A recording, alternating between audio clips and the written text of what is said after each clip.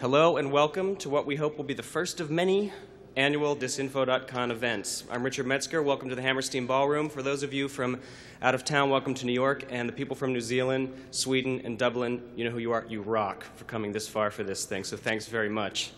Welcome. Paraphrasing Aleister Crowley in his book, The Intelligence Agents, Timothy Leary wrote that there are 3 ways to increase your intelligence. First, continually expand the scope, source, and intensity of the information you receive. Second, develop external networks for increasing intelligence. In particular, spend your time with people as smart or smarter than you are. And third, constantly revise your reality maps and seek new metaphors for the future. And that, dearly beloved, is what we are gathered for here today. And I have a prediction to make. Before we leave, we're all going to get a little bit smarter. We're all going to mutate just a little bit. Think of today as a kind of initiation, or as a sort of magical rite of passage. Energies will be raised today that will be hard to forget about or to put down when you go back to work next week. In the next 11 hours, the speakers appearing on this stage will be messing with your head, playing with your files, and committing random acts of higher revolutionary mutation.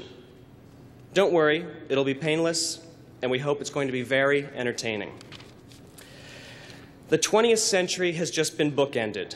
The revolutionary memes spread in the last century by Crowley, Allen Ginsberg, William Burroughs, Leary, Abbie Hoffman, and some of our speakers here today have been internalized by a large segment of the population. And in the new millennium, these thought forms will become fully externalized in the culture. When disinformation launched at the end of 1996, fewer than 20 corporations controlled over 90% of the major media outlets. At that time, I described the need for an antidote to the corporate control of the major media outlets. But with the advent of the Internet, the incredible number of new magazines on the stands, and new cable television networks starting up every month, this is no longer really the case. Just 3 years later, there are a lot of new companies jumping into the entertainment and infotainment arenas. New voices and different opinions are being heard. In the new media climate, diversity is inevitable, and the lock these 20 corporations previously had on consensus reality is a thing of the past. Those companies are still around, but they've been forced to share their media monopoly with a lot of competition. Whoever controls what you see controls what you think, but our reality is no longer based on what they tell us. With the new media tools we all have at our disposal, all of us with the inclination to make our voices and opinions heard loudly can now more fully participate in the debate. Think about it. There is more free speech today than there has ever been at any point before in history. Very simply, the need to fill hundreds of television channels and radio stations and movie theaters and newspapers and magazines with content caused consensus reality, fed to excess, to burst like a piñata. But the modern revolutionary doesn't necessarily want to bring the system down or destroy capitalism. Far from it. In a society where capital is king and when every fucking dipshit with a .com is making bank, like they are printing cash in the cellar, and many of them are, the point should be to get as close to that AOL, Time Warner, AT&T, CNN, CBS, ABC, NBC, RCA money as you possibly can get. If they will give, you should grab and not think twice. The truly up-to-date rebel rouser wisely seeks the path of least resistance and subverts from within. The multinational media corporations need people like us to make their software, write their articles, and produce their television shows. Smell an opportunity for mischief? I do. Today's aspiring modern now-a-go-go rebel should take a page from the book of Simpsons creator Matt Groening, or Trey Parker and Matt Stone, the guys behind South Park, or Marilyn Manson. The most subversive thing anyone can do is become popular. There is no point in having a feeble voice if you don't have to. If a tree falls in the forest and no one sends out a press release to the media, it didn't happen. Obscurity isn't admirable. It isn't anything but obscure. If your message is packaged in a sexy, funny, and interesting way, people will listen. The days of throwing Molotov cocktails and getting beaten up by cops, although Seattle did look like fun, is out.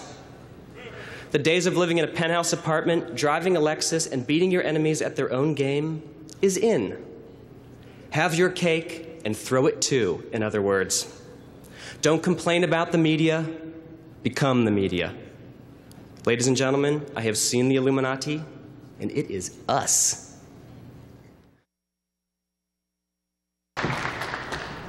He was good, wasn't he?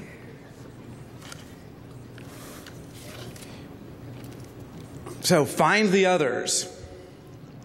That's the theme of this conference, actually. Find the others. It's taken from a Leary quote when they asked him, after we've seen the light, we've dropped our acid, had this experience, now what? What do we do? And he said, find the others. I kind of like that. Find the others. So that makes us others. And who are we as others? What does that mean? There's two kinds of people in this world. People who believe there's two kinds of people and people who don't believe there's two kinds of people. I used to be the kind of person who believed there was two kinds of people. There was them and there was us others. And boy, we work pretty hard to make sure people know we're the others, right? I'm standing in front of a devil's head, for God's sake, just to make sure they know we're other. Counter-fucking culture. I'm a card-carrying member. I got a medal, counterculture medal, because we're at war against them. Talk about the easiest way to marginalize oneself is to become a counterculture, right? And we're identified. We got our medals, got our cards, our devil heads. Here we are. And who are the real others, finally? If there are others, how many women are going to be standing on this podium today? How many black people are in this building except carrying ice for our sodas in the back? That's passé counterculture. We don't talk about that. This is all intellectual. We're cool, don't worry. What I mean to argue, and I'll do it in the time allotted, so I'll take off my watch here. Okay. What I mean to propose is that we've won. Period. We've won. They, whoever they are, have surrendered to us. And all we need to do now is declare victory. And that's actually what's happening, is we're slowly declaring victory. We're realizing that we've won. That the days of, bless his heart, the days of Art Bell really did end on New Year's Day. How many books do we have to put out saying, doom is coming, doom is coming? Who are the best at saying that? The Christians, 2,000 years, done.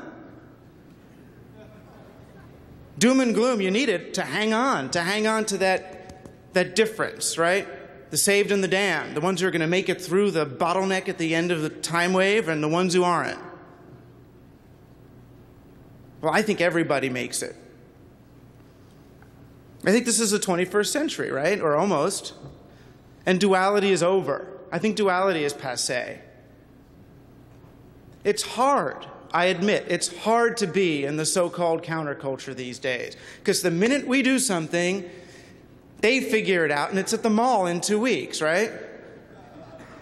And we don't want that, because it's our thing. How dare they? They're not us, they're them. And why? Well, the main reason we decide is because they're doing it with money rather than with the real conviction, right?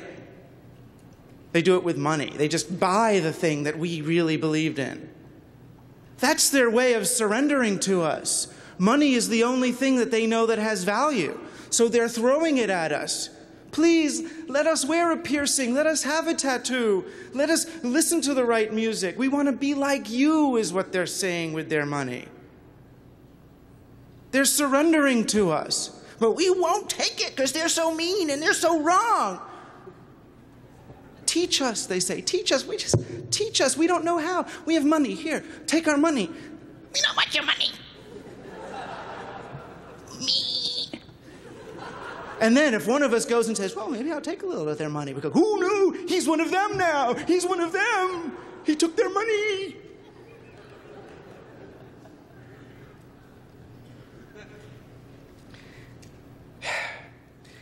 The fact is, we're all human beings here. I don't just mean here. I mean this whole planet. It's all human beings. I think the battle, if there is one, is no longer us against them. I think it's us against it. And I'll try to define what that it is. It's very easy. I mean, we've all written screenplay treatments, which now are called business plans, but we all know screenplays. And the big thing you're supposed to do in the screenplay is personify the enemy, right? Personify him, because then you can, there's this guy. Well, maybe we've seen too many movies, maybe we've written too many movies, but the enemy is not personified. There is no Mr. Big. There is no Mr. Bad. We all know this, but it's hard to remember that. Okay, so I'm going to talk for a little bit about how we got to this place, why we are so entrenched in us and them thinking, and then how potentially to break it. How we got here is easy. We basically invented technology as a way to control nature, the natural rhythms of nature. We have light so that we can stay up at night. We have heating so we can live in cold places. We have airplanes which let us move in 10 time zones in 10 hours. And what's it called? Melatonin so we can fall asleep when we get there. And dexedrine so we can get up the next morning, and Prozac so that we can live in a life where we've defeated so many cycles. Then we develop media as a way to control populations. So we have stories and associations and commercials which really are programming. I mean, that's why they call the stuff on television programming. Right? They're not programming the set or their schedule. They're programming the viewer. You choose your programming from one of 3, now 4, or 8, or 20 stations, but it's your programming. How do I want to be programmed today? Watch out, Microsoft is going to use that soon.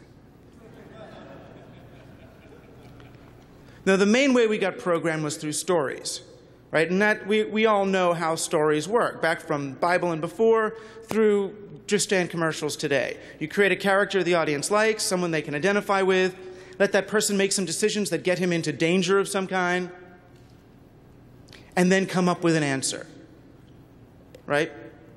Like Tristan, like Arnold and a big gun, like Christianity, like family values, whatever it might be. Get the audience in as much tension as they'll tolerate, and then give them the answer.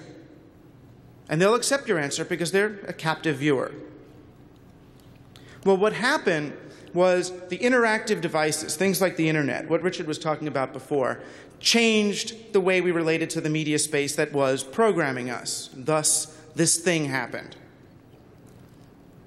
And quite simply, it started with the remote control. Right? The remote control made it so now if you're being pulled into a story, into a coercive story where you're going to be sold a gun or an ideology or a candidate or a pill, bad pill, not a good pill like we do, one of their bad pills, don't worry. Now you can use the remote and get out, right? Boom. Deconstruct. Take apart the image. If you come back, you're not stuck in the story. You're just going to find out what it is. The remote control, to me, is the same moment in media history as the Zapruder tape, or film. Remember film? The Zapruder film. It was a way of creating discontinuity. The death of Kennedy itself. My God, people did not deal with that. Discontinuity. Oh. And then we saw it, frame by frame by frame by frame. Well, maybe they pulled out a few, we don't know. That new theory, they pull out. Frame by frame by frame. So now media, instead of creating a story and programming us, media was being taken apart and breaking down stories, promoting discontinuity, making people ask questions. Most boomers could not handle it. They either, jumped in or and said, okay, fine, we're just going to accept the official word on this, knowing that it didn't make sense because they couldn't deal with the discontinuity. Or they went out in that sort of Oliver Stone-like direction and went, oh my God, we've got to figure this out, put it together, who's behind it, and never got over it. The joystick was the next invention that led to this more chaotic and I would argue level playing fielded media space. I mean, if you think back to the first moment you played any kind of video game, it was probably, for most of you anyway, probably Pong. And if you think back, you know, it was probably in a hotel or at a convention or in some weird arcade. There's this black and white TV set, and then you move a little black and white box up and down. And you went, wow, this is amazing. Revolutionary moment. Now, was it because you were thinking, I love table tennis? I want to be able to practice table tennis without a partner around, so if the Chinese come and we're going to have another tournament, we're going to be able to beat them? No, you were thinking, I have control of the pixel. That was the magic moment. And it changed our relationship to the screen.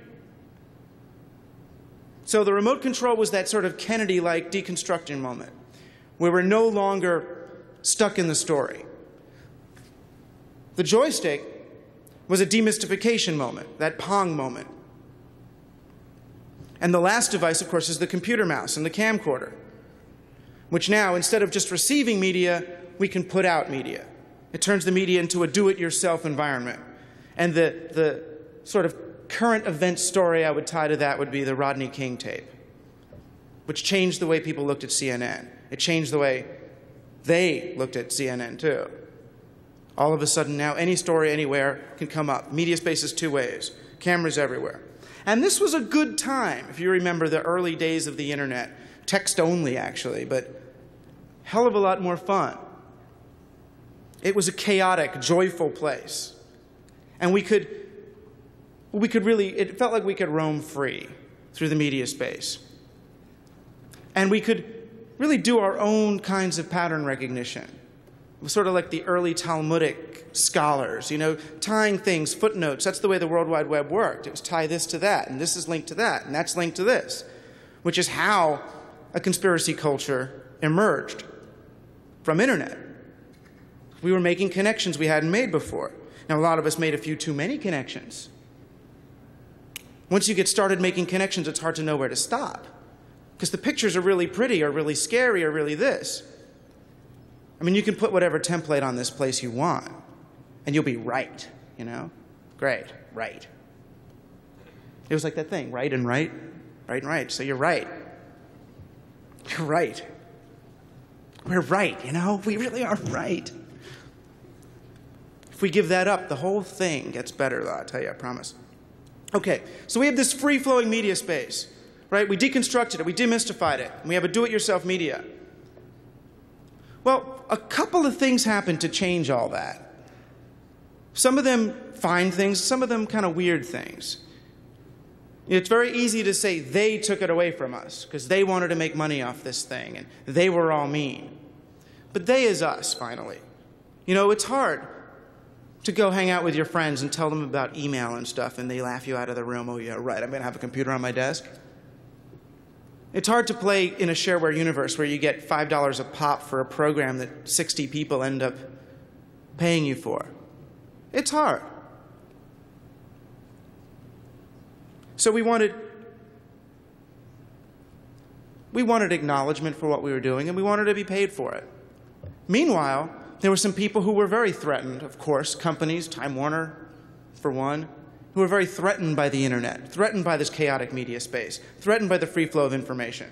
So they, too, needed to change the public perception of what this was. So they started with the end. We have a DIY media space, a do-it-yourself media, where people are talking on the internet, people are making their own camcorder tapes. And what do they decide to call this thing? Communications revolution? No. They call it an information revolution. Well, why would they do that? Because information can be commodified. Information is stuff that can be bought and sold. This was not an information revolution. This was a communications revolution. This was people talking to one another.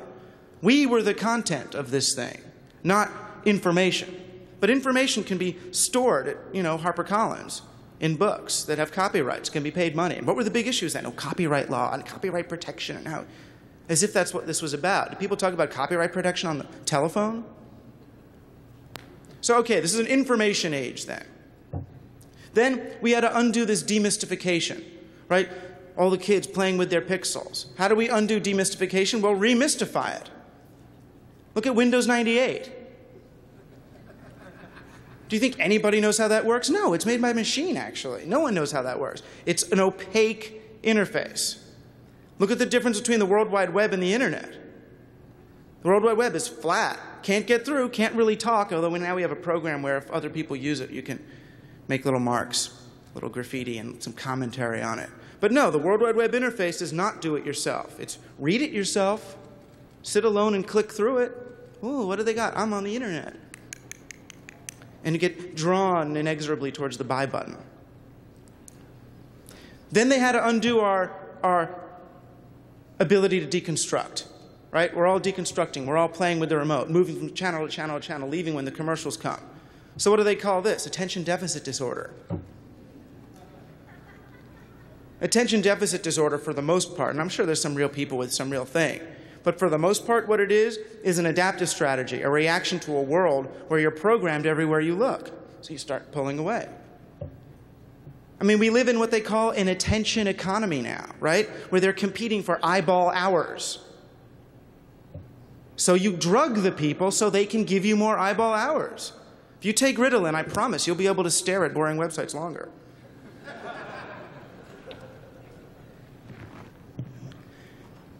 The other thing the Internet had to do was provide Wall Street and the investment community with a story capable of housing investment dollars.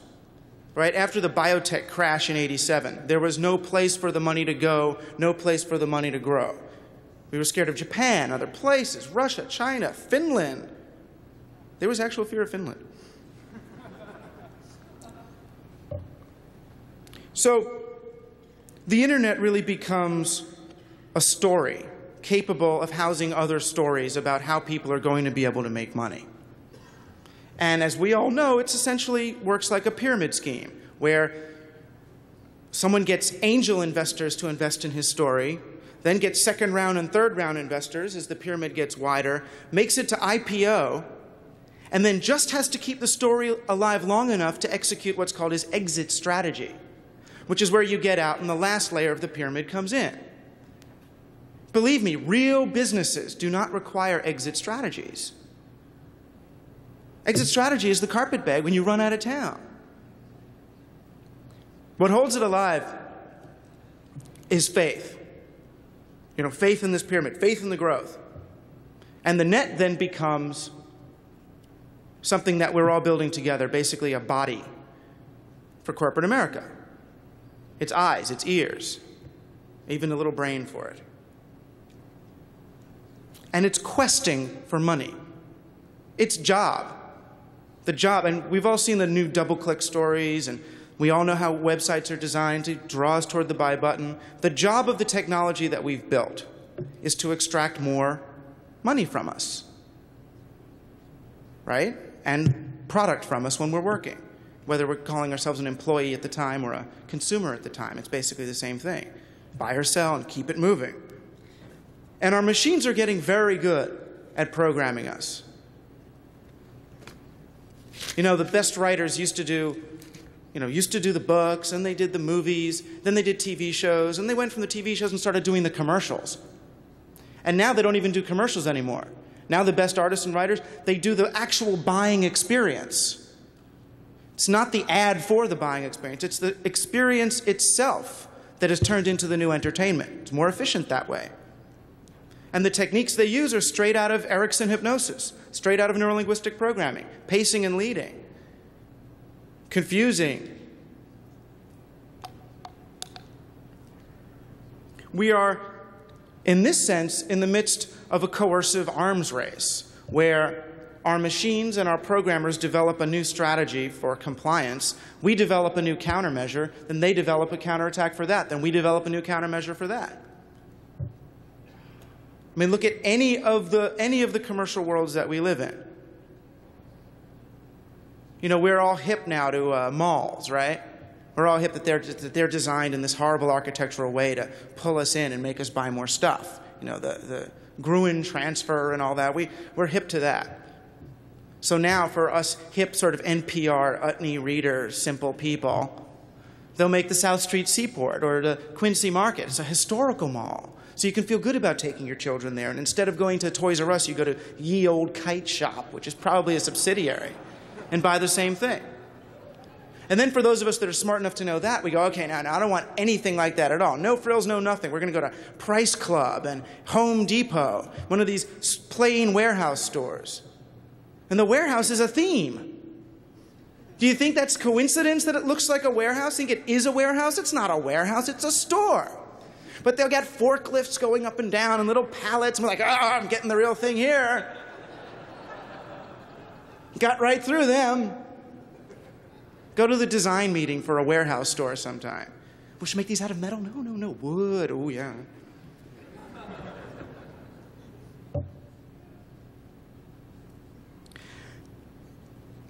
Now that machines are responsible for designing the environments and our consumption experiences, it gets a little scarier for me.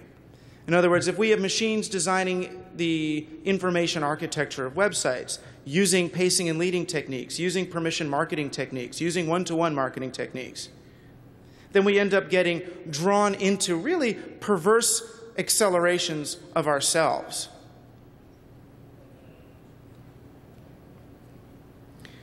What's the counter to that? I would say the counter to that is, one, is realizing that the problem is that there's no human being behind it. So the object of the game for us then is to find the humanity, cherish the humanity.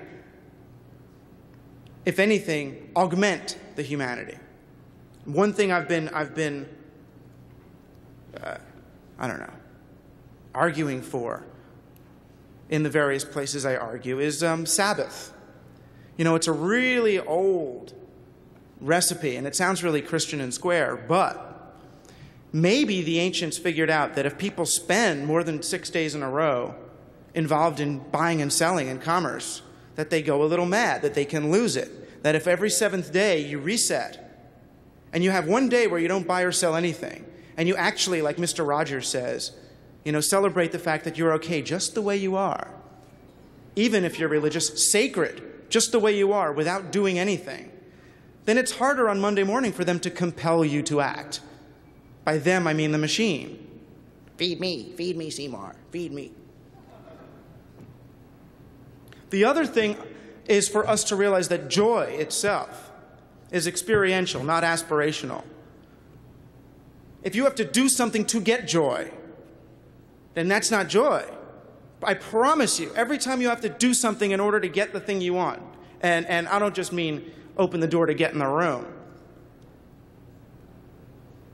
Every time you have to aspire to joy, the thing that you're aspiring to is not joy. It's the screenplay. Your own screenplay, that's fine. Now, the reason why we've won is because the world is looking to us for the authentic joy that they're missing. The ravers, the punks, the goths, the weirdos. They want it in a safe dose because they're a little scared of it and they don't want to lose their homes. And at the same time, as Richard said, we've noticed, you know, a heated pool might not be such a terrible thing. Or a Lexus or whatever it is. I mean, and if we do want to hang on to our gray Ford Escort from 1974, we've got to realize that was a choice too. But they're looking to us for authenticity. They're looking to us for fun. I say let them in. Take their money. It's corrosive to everything that we think they stand for. You know, let's accept their surrender. And even if they don't think of it as surrender, well, you know, so if they get upset that we call it that, we'll say, oh no, we're the ones who lost. Don't worry, you won. You won. I mean, can you imagine if we were that secure of ourselves to let them think that they won? We're not, though. Not yet. You know, I went through a weird shift over the last couple of years. I was a very much kind of a let-it-rip New Ager kind of guy.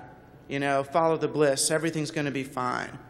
Especially as the internet happened. It looked like, oh, counterculture, it's coming up, everything's going to be great, it's all beautiful. Just go, go, go. And then I looked at some of the people who were using those same words. You know, Wired magazine, corporate, libertarian, yucky people, go, go, go. And it became the new language of faith for the NASDAQ, which will crash, I promise. And I was like, oh, that's terrible. So I went back to Judaism for a while. I was thinking, well, there's got to be something in there. Where's the ethical template? How do we draw the line? How do I differentiate between what I'm saying and that yucky thing that they're saying? The problem is, what I believed was that the go-for-it mentality of a sort of wired techno-libertarian type would lead to fascism, finally. You know, and we have that example, right? Hitler. It happened in this century. Shit happens, is what my grandmother says about Hitler. Shit happens. So we don't forget, we watch out, we draw the line in the sand. We're Jews, we live from the sand. Draw the line in the sand, and don't let people... Finally, we stand up. Duality is real, because if you don't believe in duality, look what happens. I believe the opposite's true. Today, anyway. I believe the opposite's true. I think duality is what leads to Hitler. There's us and there's them. Insiders, outsiders. Aryans and corrupt blacks and Jews. Women. Ugh. Us and them.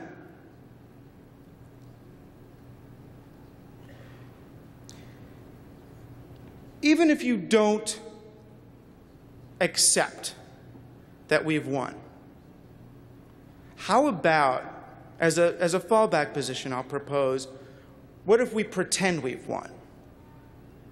Or just believe we've won? And even let them think that they've won. I think that in the 21st century, the side that will win this thing is the side that no longer needs to see the other this way. Which is why it's fun to put this on ourselves. Because otherwise the counterculture loses by definition. We really, really do. We are not counterculture. If we want to be anything, we're pro-culture, right? They're counterculture. I'm not counterculture. That's horrible. Why accept their label for that? That weird, marginalized, ghettoized, just like urban music. Counterculture.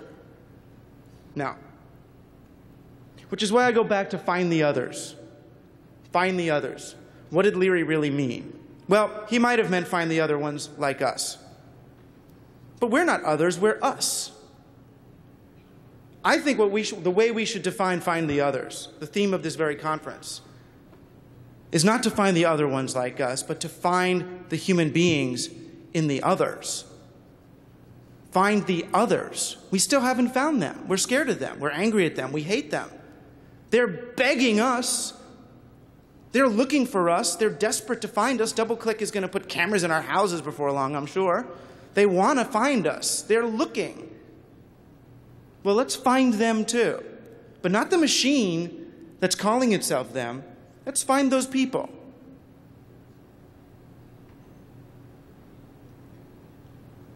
I like that. Find the others. You know, the others. I mean, we'll get the us down with the rest of today. And then from here on in, let's really, what the heck? Let's find the others. Okay, thanks.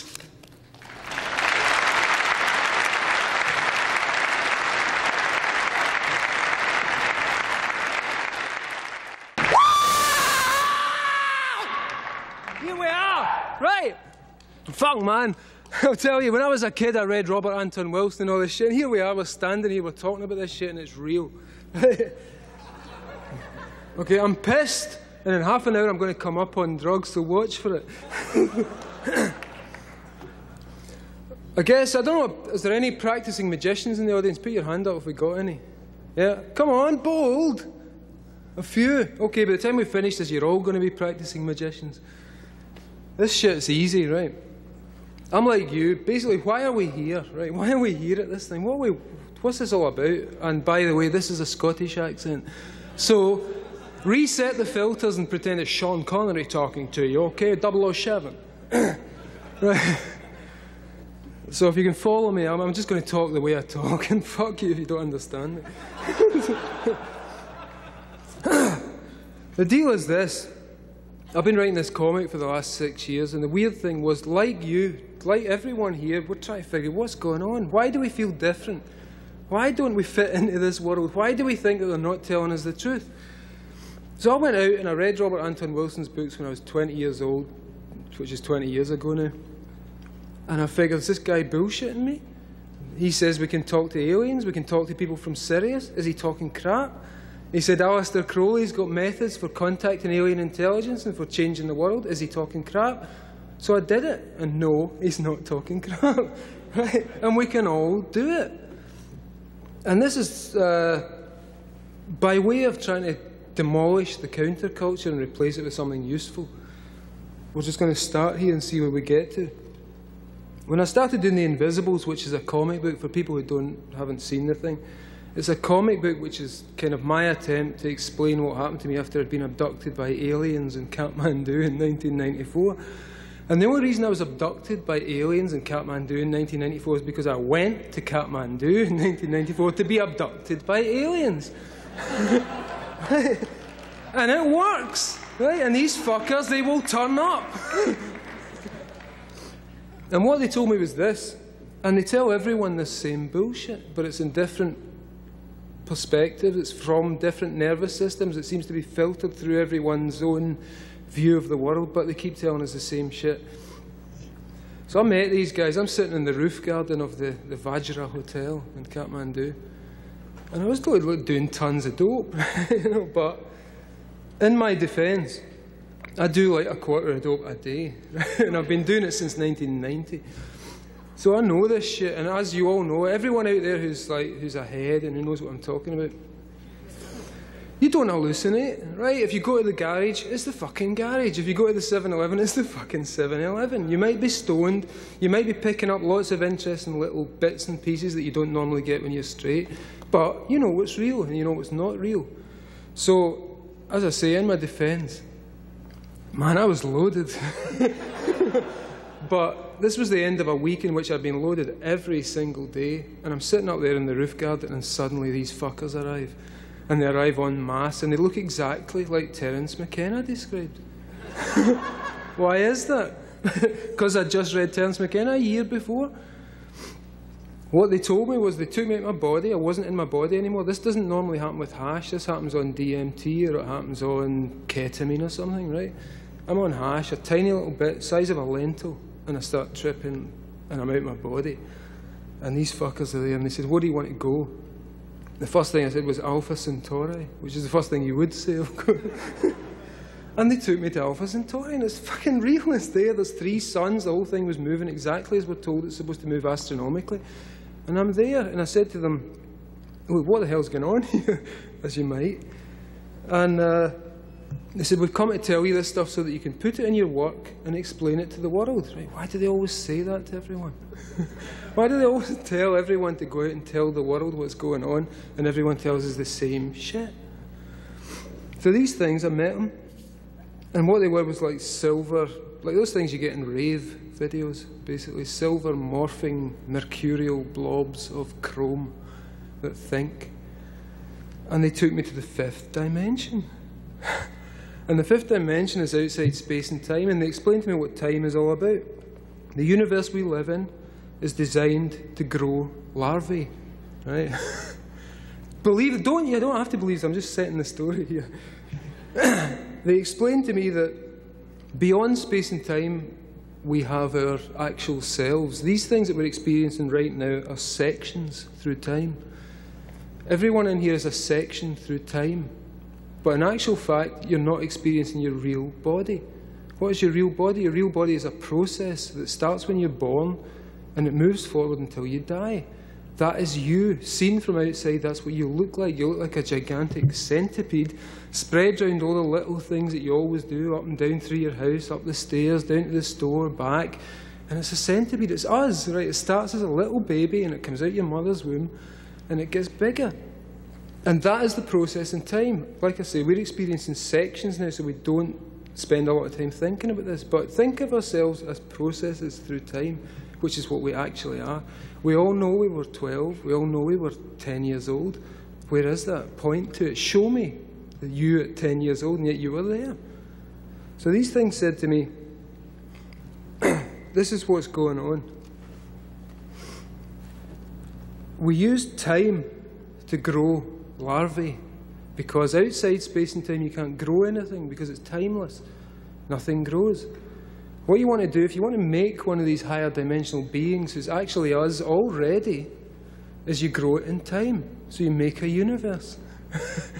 And how you make a universe is you plug a little part of yourself into the information world that they live in, which is what I seem to be experiencing. It's a sea of pure information.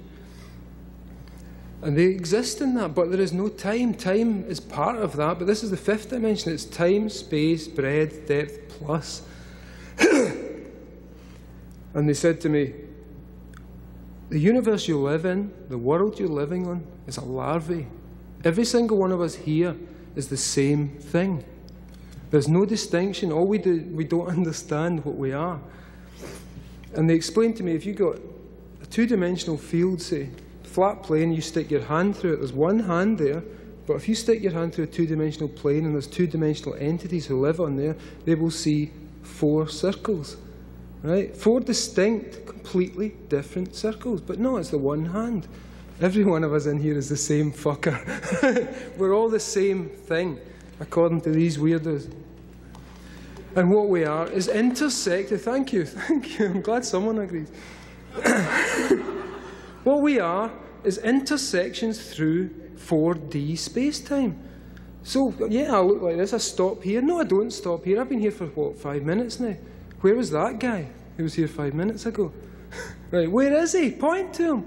But he existed. You all saw him. I saw you 5 minutes ago. Where is that guy? So this led me, obviously, up some very strange alleyways.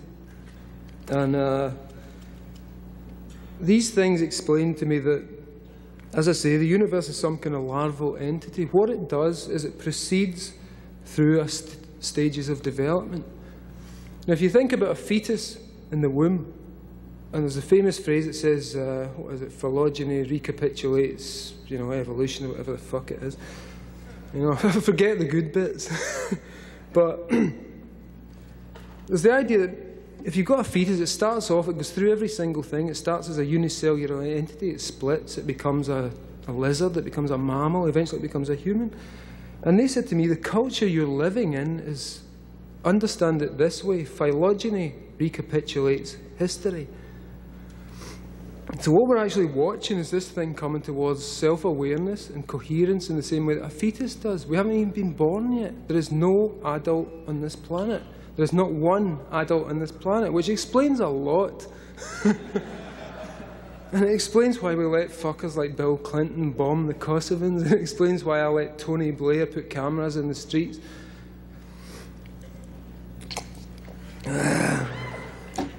Punk rock, dude. This is a Donna Karan suit. Fuck it.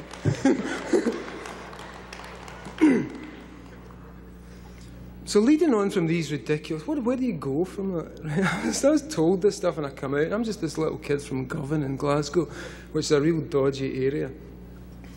And I didn't go to university, I left school at 18, but suddenly I found out that if you do these things that you're told by Aleister Crowley, by Wilson, by all these people we read and all these people we've been consuming, but we don't do it, if you actually do what they say, things happen. Things occur exactly as it's described, and we can all do it. So I decided to put this to use in the comic book that I was doing, this thing called The Invisibles. And the idea was to kind of get all this down on paper and somehow look at it, not to accept it as reality, to accept it as purely, this is part of human experience. It's a part of human experience that has been described to us for thousands and thousands of years, but for the last 200 has been hidden and made occult for some reason that I don't understand. It seems to have to do with the Industrial Revolution and corporate culture. So these things happen. Magic works. And when I started doing the comic, I found that you could actually make magic happen by writing things and changing the operating system of the universe. It works, and I'm here to tell you to try it when you go home tonight, because it fucking works. And what happens if we all do it? Everyone in this room decides to take control of reality. I'm talking about reality. I'm talking about quantum physics. I'm talking about taking control of things from the quantum level up, from the molecular level up, and it works. This magic works. So I'll tell you something you can do while I'm here. One of the best techniques and one of the easiest techniques to prove that this thing works is to practice sigil magic. The technique is simple. Have a desire tonight. Go home and do this. Don't listen to this shit. Don't listen to my bullshit and go home and think, yeah, we are the fucking counterculture. Do it!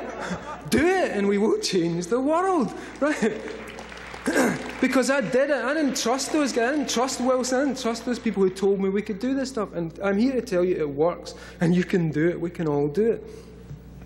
Number one, first thing you do, write down a desire. Make it something easy that is likely to happen, something possible, rather than say, you know, I'm going to be king of the moon, which you may want to be, as we all do, but it's kind of hard to be king of the moon. You're going to have to get a rocket and go up there. So pick something easy. If you want to sigilize for a lottery win, make sure you buy a ticket, or else it won't work. So these are the conditions within the material universe that we live in. What I think is we're actually dealing with is some, as I say, some kind of operating system that can be hacked using words. And words seem to be the binding agent for this thing, whatever it is. So I wrote this comic book, and as I wrote it, it became true. Things I would make the characters do became true. The main character was, I gave him a bald head and a leather jacket because I thought people would like me when they read the comic. And bald heads were really uncool back in 1992. And it worked. I found that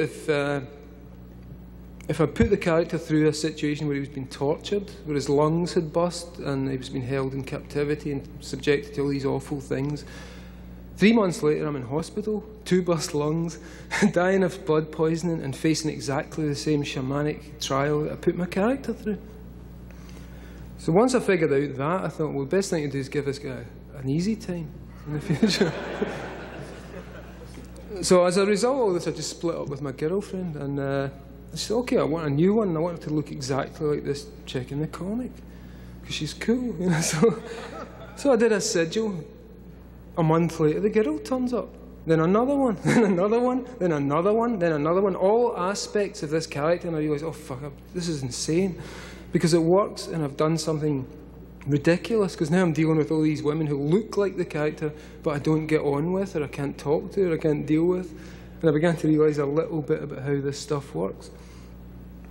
So beyond that, I decided I won't just use it to get laid, because it seems pretty low grade kind of way of dealing with magic.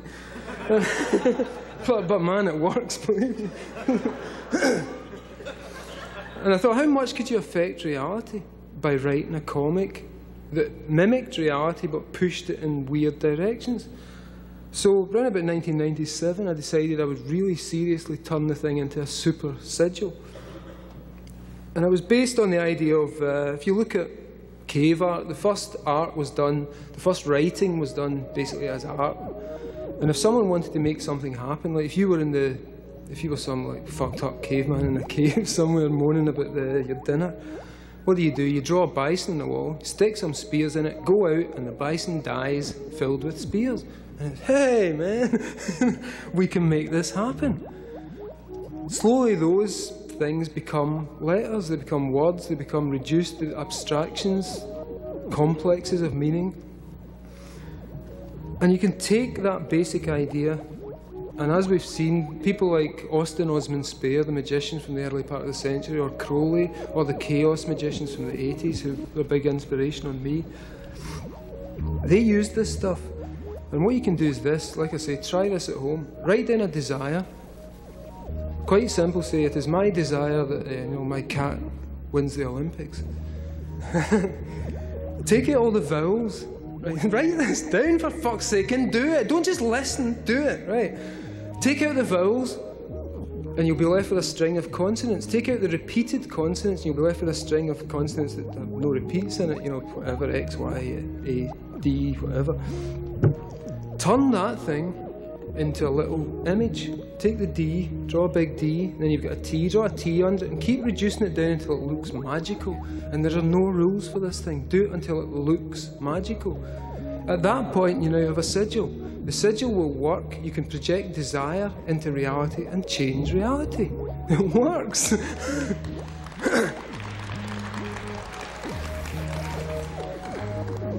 Those must be the people who've done it.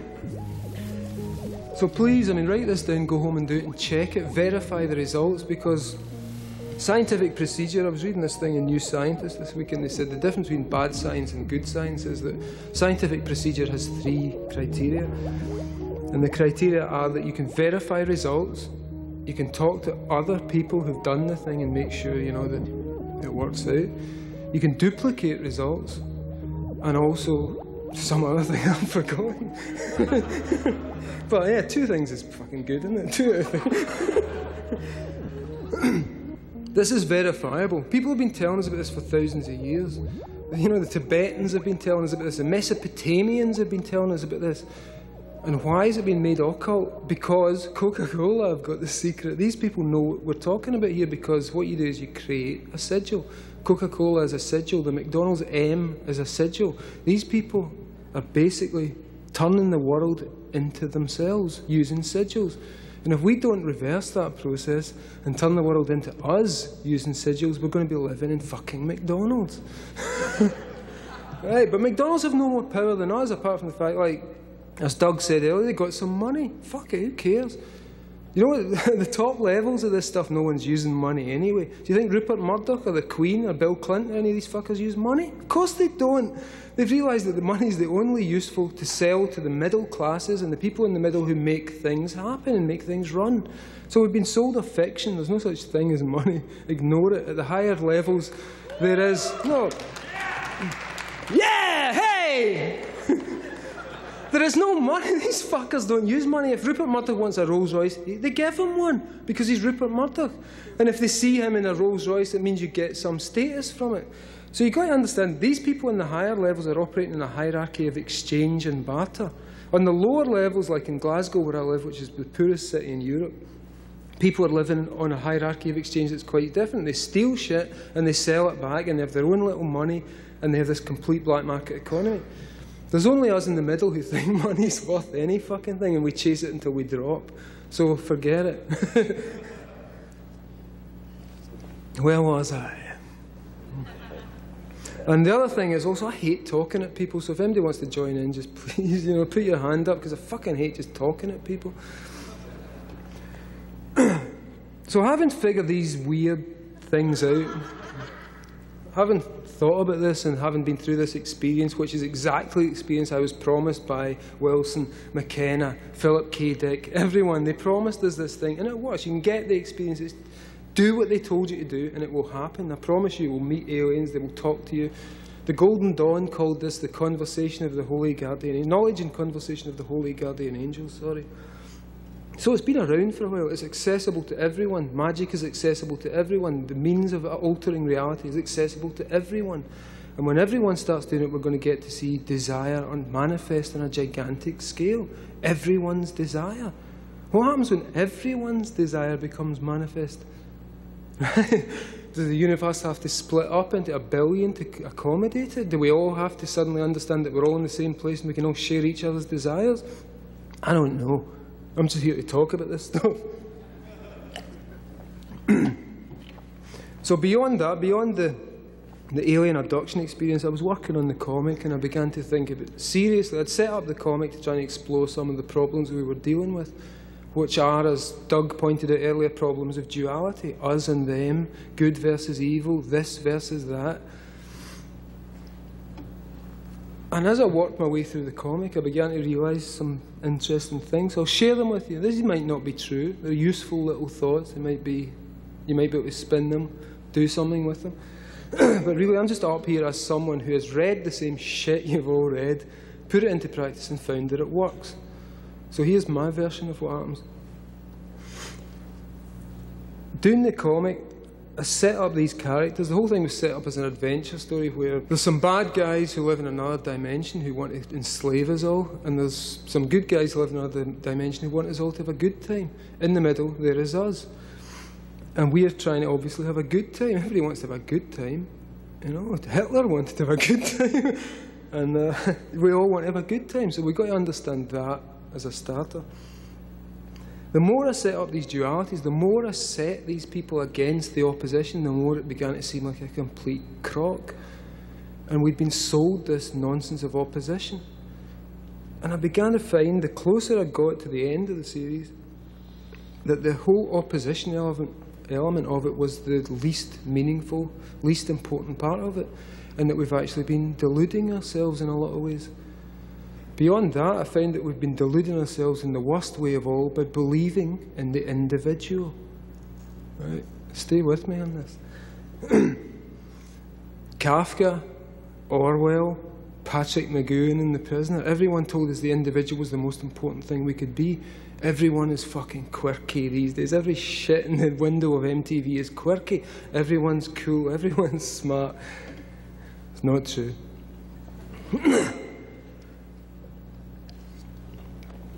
What if the individual was the fake? What if the individual's the crock and we've actually been sold that by them, by the man, the establishment, whatever you want?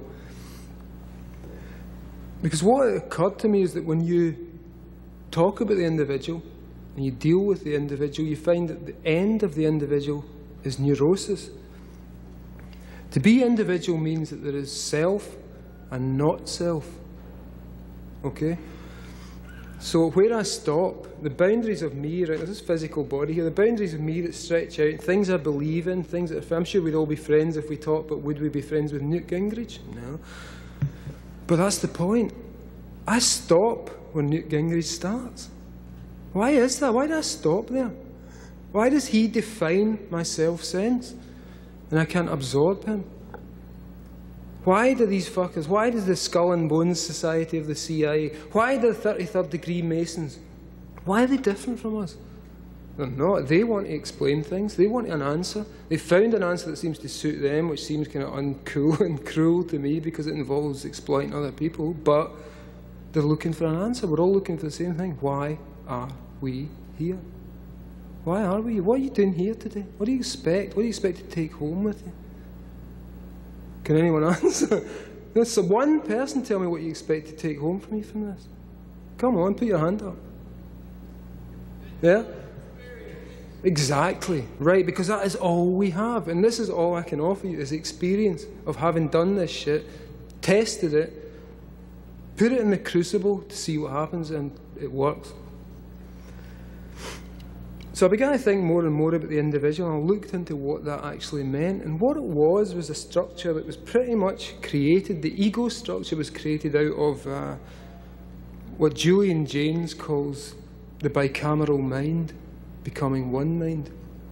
And apparently, according to him, he says that back in the old days of the Greeks and the earliest writing in the world, people didn't have self-consciousness in the same way that we have. They didn't have egos. They didn't understand themselves as I in the same way we did, because the corpus callosum that connects the two hemispheres of the brain wasn't connected. So if you heard a voice, that voice was God. And Homer and all those guys have got plenty of examples of people hearing the voice of God and acting on it. Alexander constantly acted on the voice of God. Julian Jaynes suggests that it wasn't the voice of God, it was the voice of the left hemisphere of the brain communicating with the right hemisphere of the brain, interpreted as a God. So, okay, now we've got the two things joined together. We've got this beautiful bridge in the middle that links the two. But we still have the ego structure, which was then created when those things linked, because suddenly we linked, oh fuck, I am that I am. This is my God is this, I am separate, I am one. We made this idea that we're somehow separated from nature. No, bullshit. Again, I read New Scientist last month, right? New Scientist last month, they're talking about nature, we must control nature, we must do this. How do we deal with our relationship to nature? We are fucking nature. There's nothing on this planet that is not nature. Power stations are nature. You know, like atom bombs are nature, because nature made us to make those things. Either you trust nature or you don't trust nature, and I trust nature. Okay? So we have to assume, what is nature getting at here? If we ignore this crap that we're somehow isolated from nature, that we somehow have to tame nature, of course, nature knows exactly what it's doing. The planet is not in danger, we are. The planet will survive. The planet's been through like ammonia atmospheres and impossible to live on and everything dead, and it gets its way back out of it. We're in danger. Or so we think, because our hubris tells us that we are in danger. Our hubris tells us that we're about to destroy the world. We're going to wreck the planet. We'll fuck the atmosphere. No, we'll fuck our atmosphere. You know, some trilobites will come up and they'll be able to live in anything we create. So that is not the problem. The problem is, we're standing here at the 21st century stuck with individuality because we believed in it so much. It seemed so important that we should all be distinct. What happens if we stop being distinct? And what happens if we think about individuality as something that was actually just scaffolding for where we are now? So if you create a skyscraper, you put up your scaffolding, you build the building, and what's happened here is that we've overlooked the building and focused on the scaffolding. You know, why haven't we taken the scaffolding down?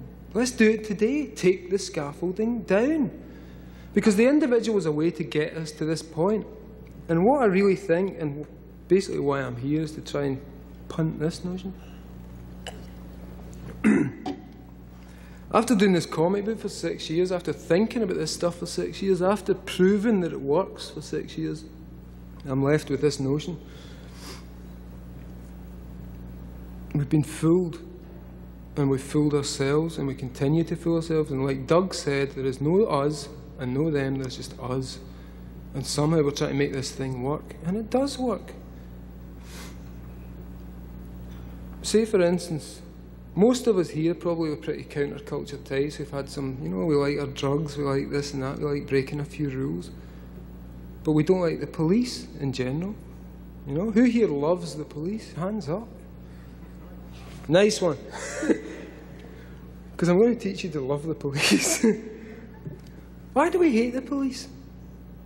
If we want to change things, why don't everyone in here, let's go down to the local precinct and join up. Are we going to do it? Who's going to do it with me? Because I'm not going to do it. Right? And why? Why are we not doing that?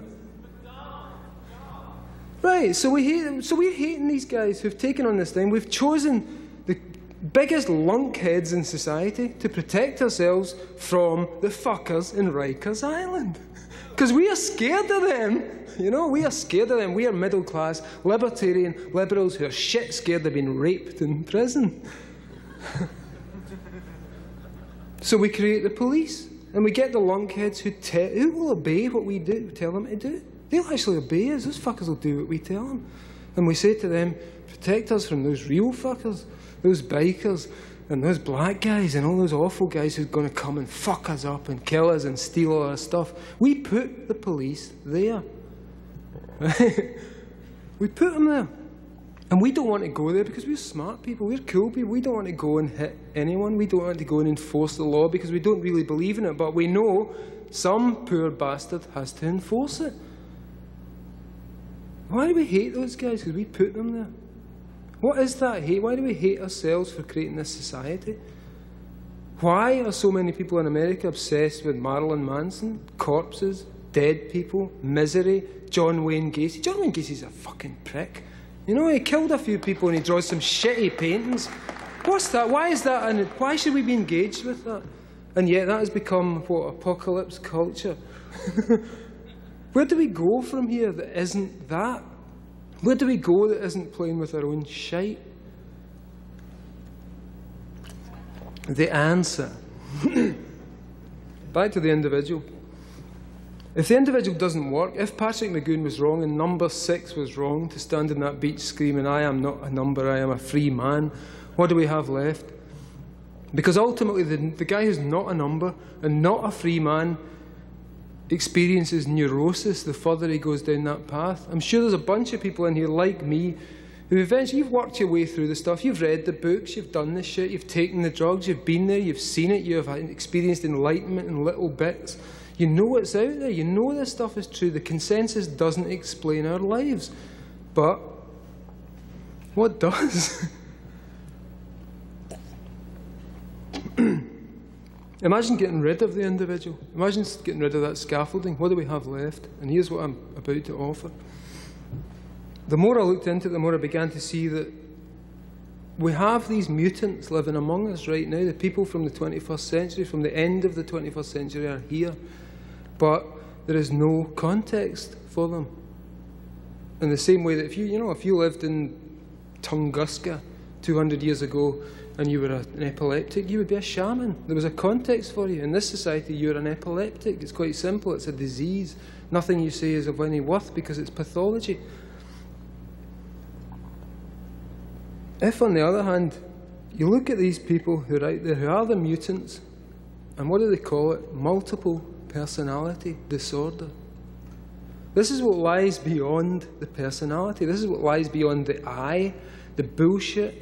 Because if you take I to the limit, and like I say, I'm sure a lot of us here have done this, it becomes, all that happens is self questions self.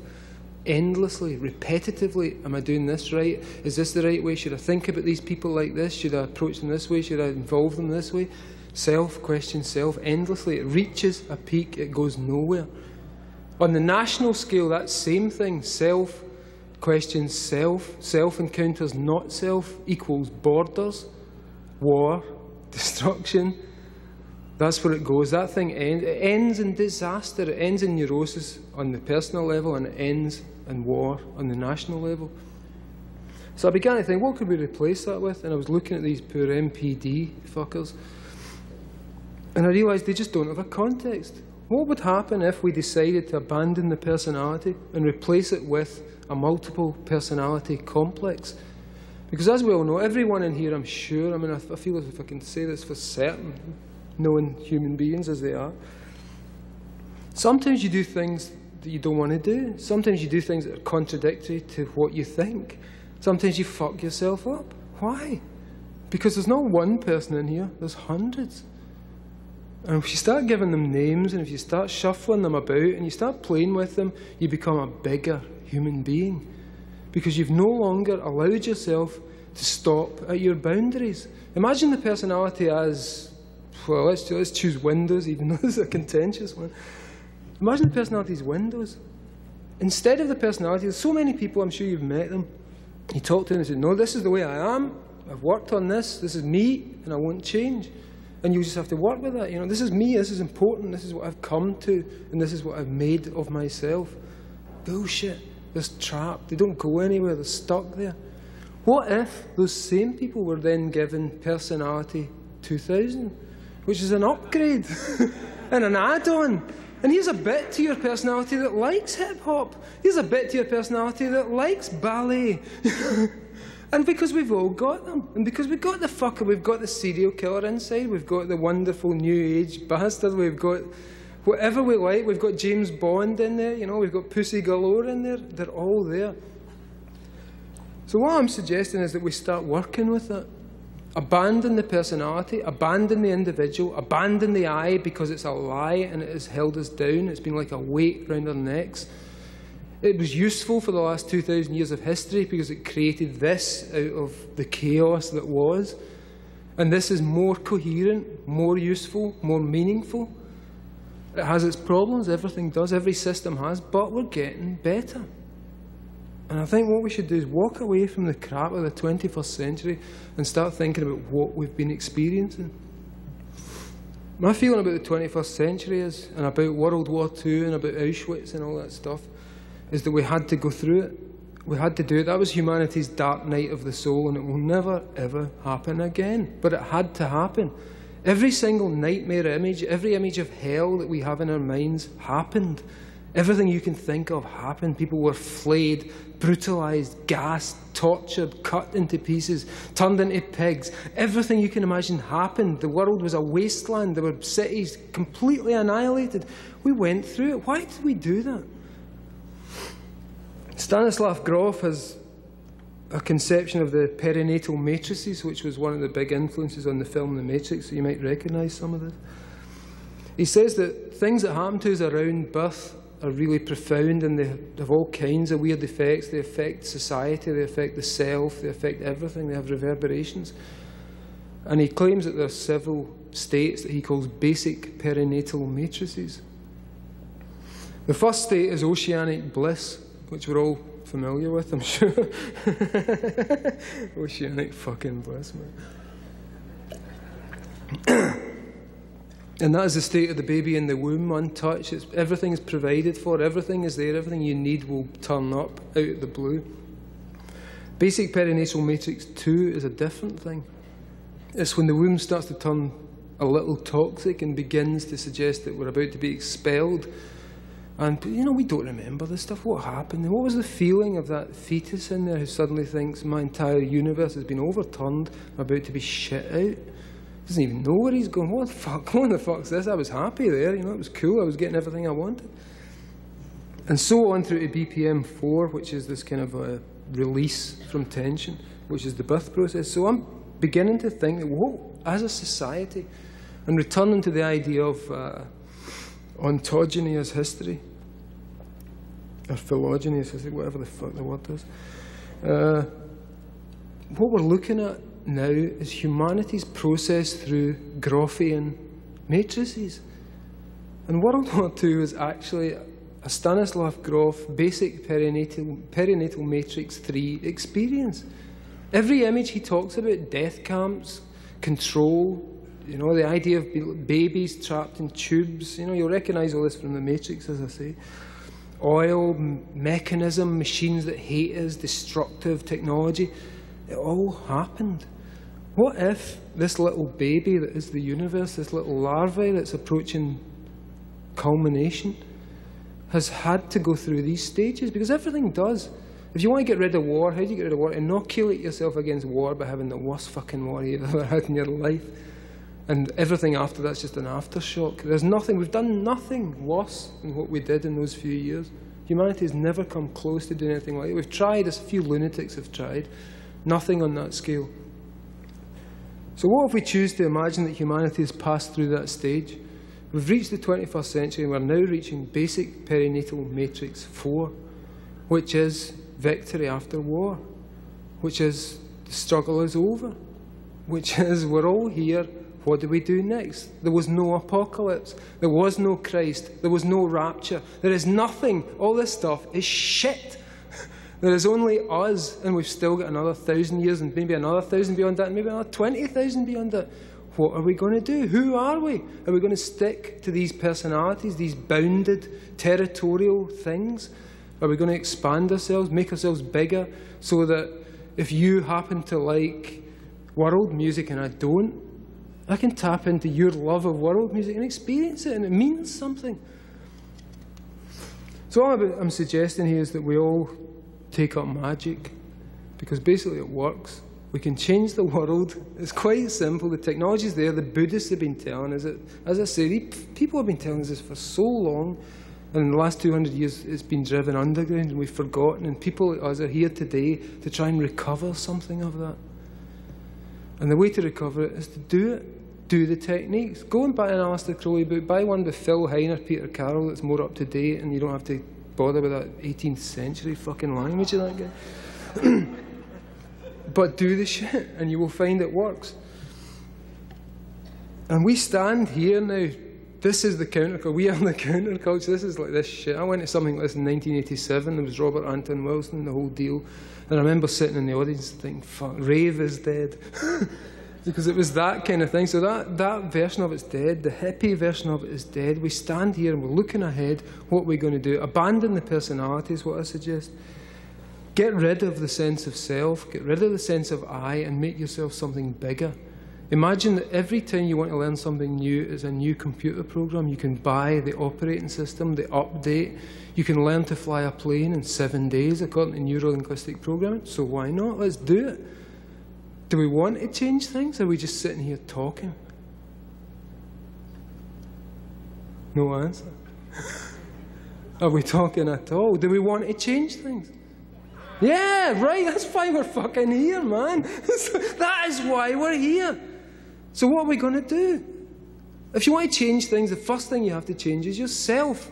Because if you don't change yourself, you will take on the world as if it's yourself and fuck up. You will really fuck up.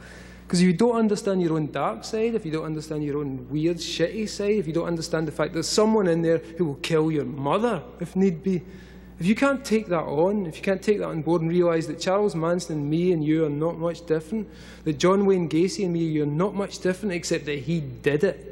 That, you know, there's those days where I'm going to kill that motherfucker, but we don't do it. But it's in us, and it's there, and so much of this is denial, that we have no dark side.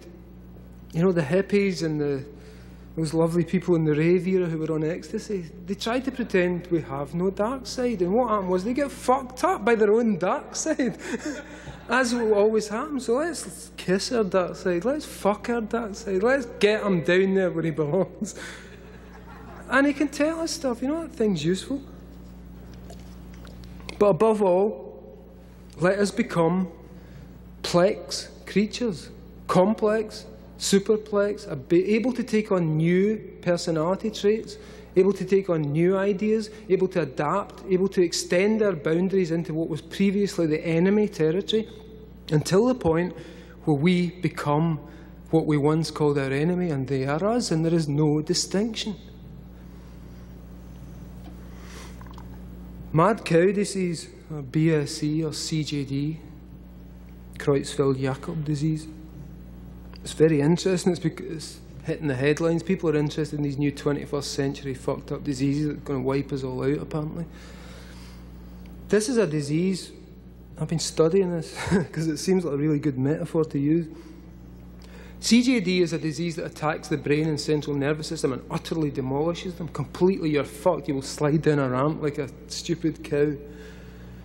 And you will, you know, you'll fall on the concrete. You won't be able to walk. Your brain will turn to sponge. It will be eaten to bits. You know that CJD does that without the immune system noticing.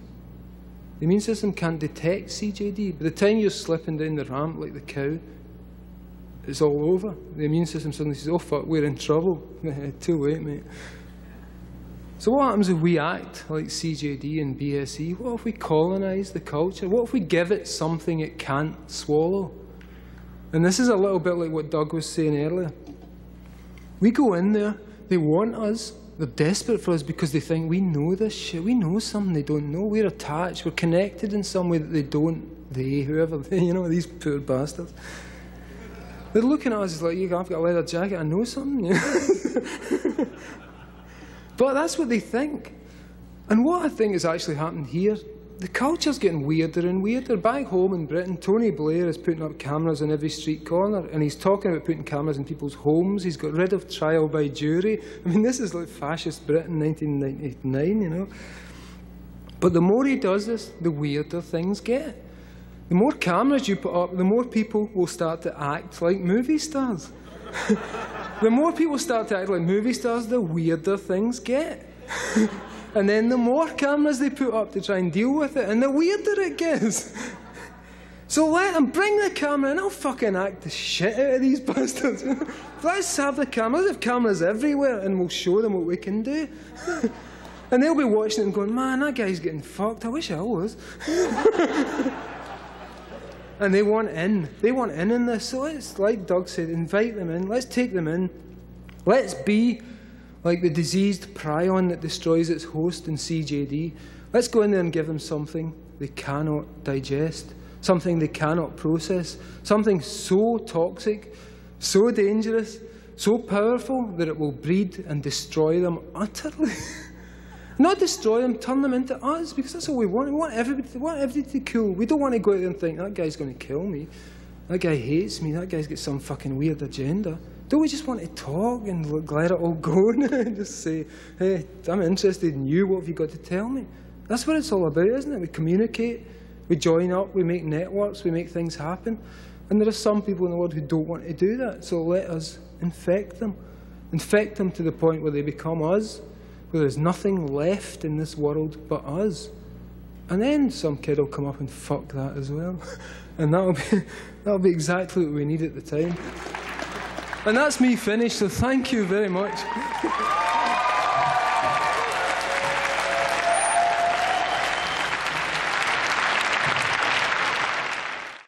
Talk about apocalyptic ideas. This is the most remarkable one of all. The red heifer. Anyone familiar with that concept?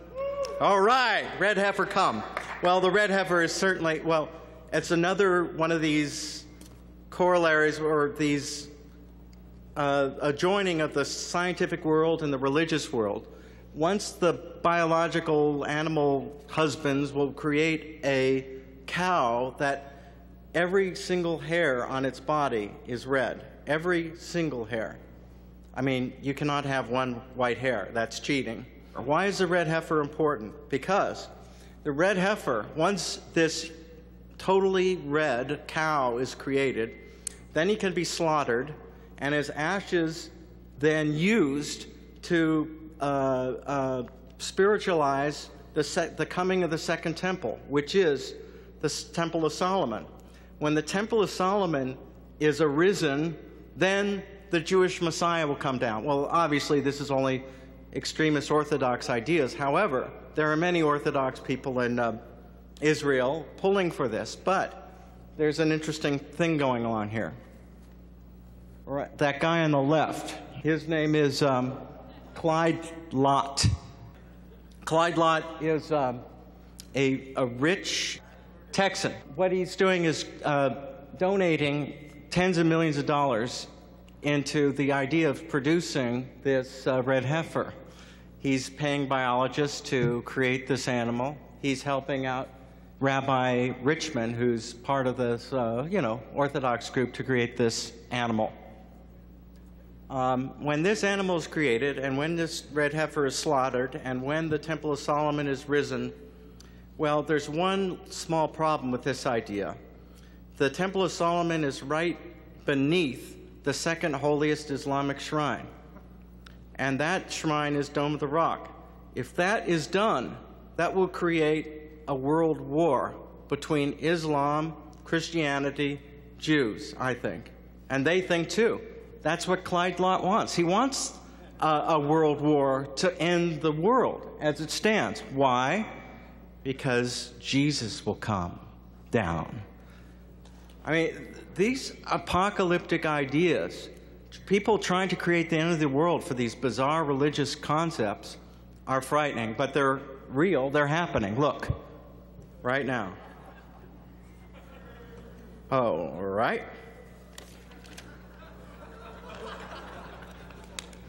Here we got another 666 pale man. I wanted to tell you about an idea now, this convergence of science and religion, which is the Second Coming Project. The Second Coming Project are a group of individuals who want to create the Second Coming. How? By cloning Jesus. Clone of Jesus. How would Jesus be cloned? Well, some people think there's some blood on the shroud there, the Holy Shroud, and some people think there are these relics all over the world. One relic is in this church in Italy of Jesus' foreskin. This guy in San Francisco area has gotten Jesus' foreskin. He's trying to work with these people in Scotland who created Dolly, the cloned sheep, to clone Jesus out of the foreskin. Remarkable. Oh, we'll get into that some other time. This is the most beautiful thing. There's a subgenre of fan fiction called slash fiction, like Slash, Kirk, Slash, Spock. But it's homosexual pornography written by middle-aged suburban women. And why are they interested in male homosexuality? And because this fan fiction, they can only get so close to their favorite characters unless they're depicted in ways not usually seen.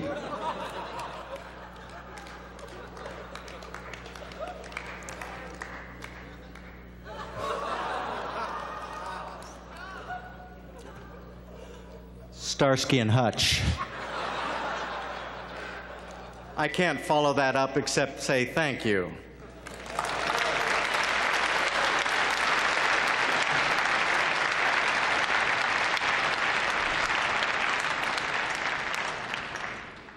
Ladies and gentlemen, a moment I know a lot of you are here for and have been waiting for. In conversation with Bradford Verter from Williams College, the magus of American cinema, Kenneth Anger.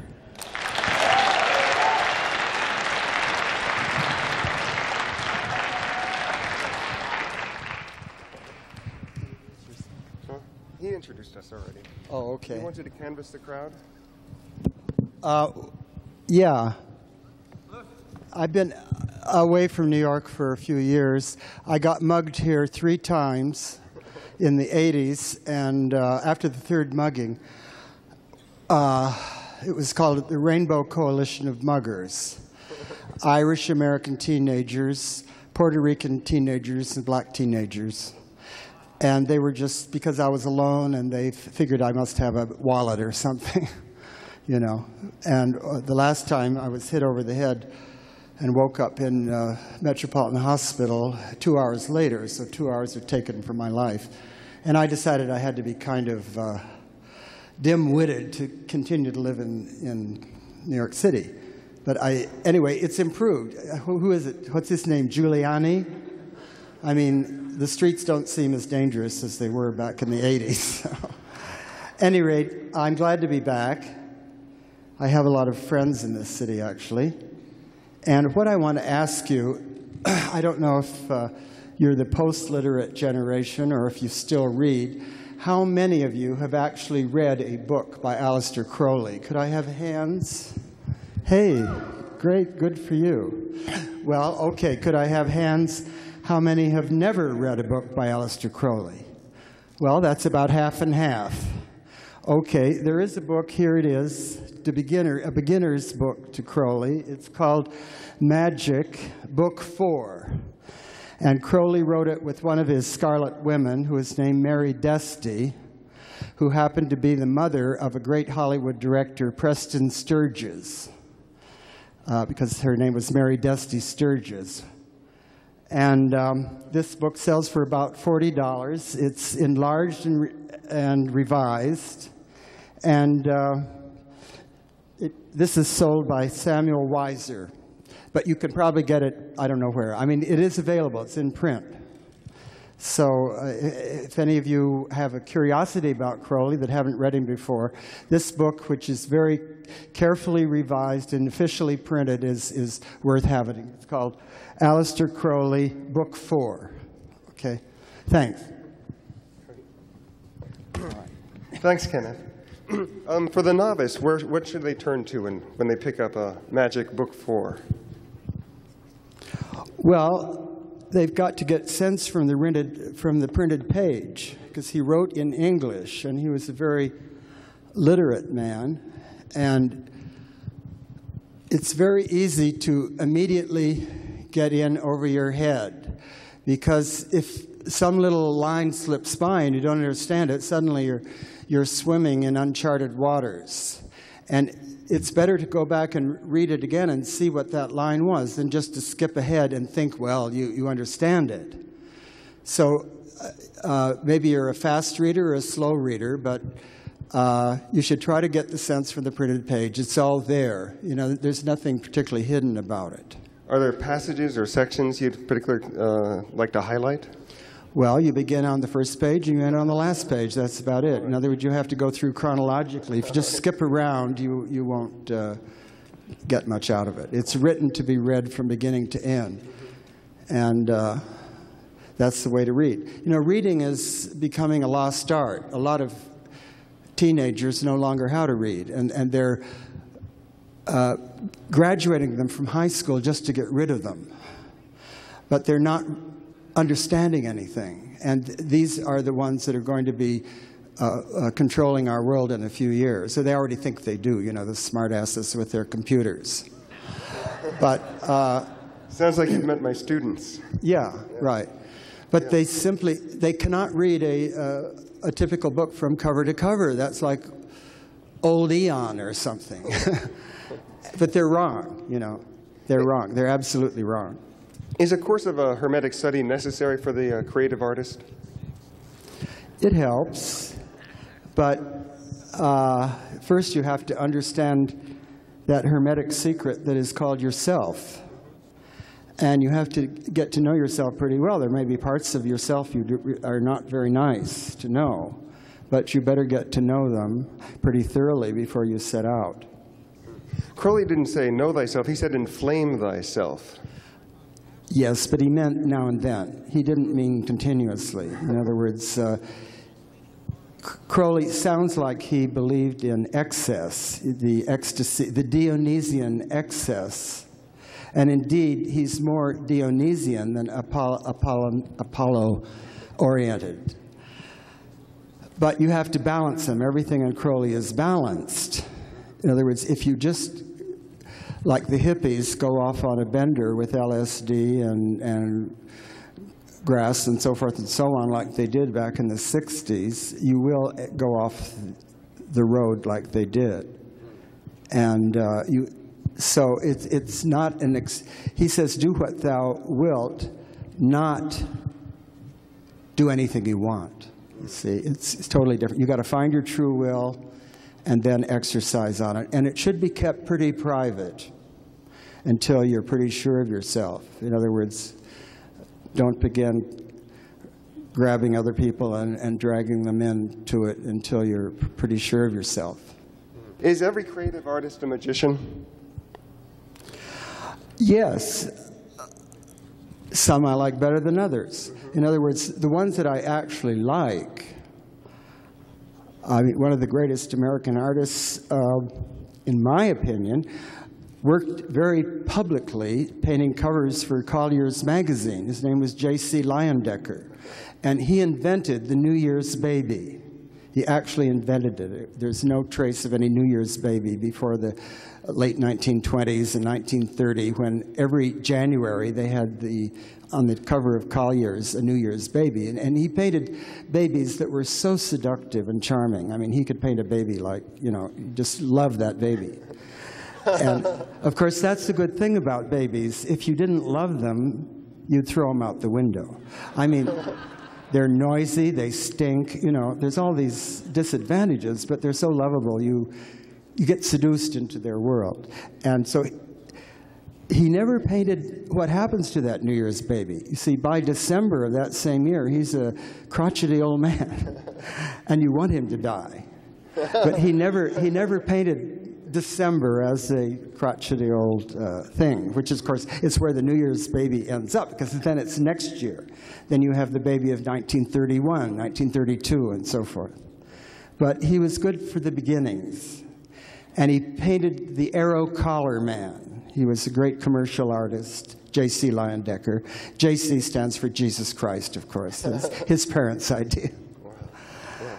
And so if you're not, there's art books on his covers. He never considered himself an artist. He was just doing commercial work. But he had a good background at Yale and all that. So, I mean, he had a good art background. And he could paint the human figure in a magnificent way. He painted both men and women like gods to sell clothes, to sell Arrow shirts or whatever. But, I mean, they're superb. They're the ones I like. Crowley, just on that, Crowley says in this book here that there's no more potent means in art of calling forth true gods to appearance. Is that should that be the end of art, calling forth true gods to appearance? Well, you're welcome to try.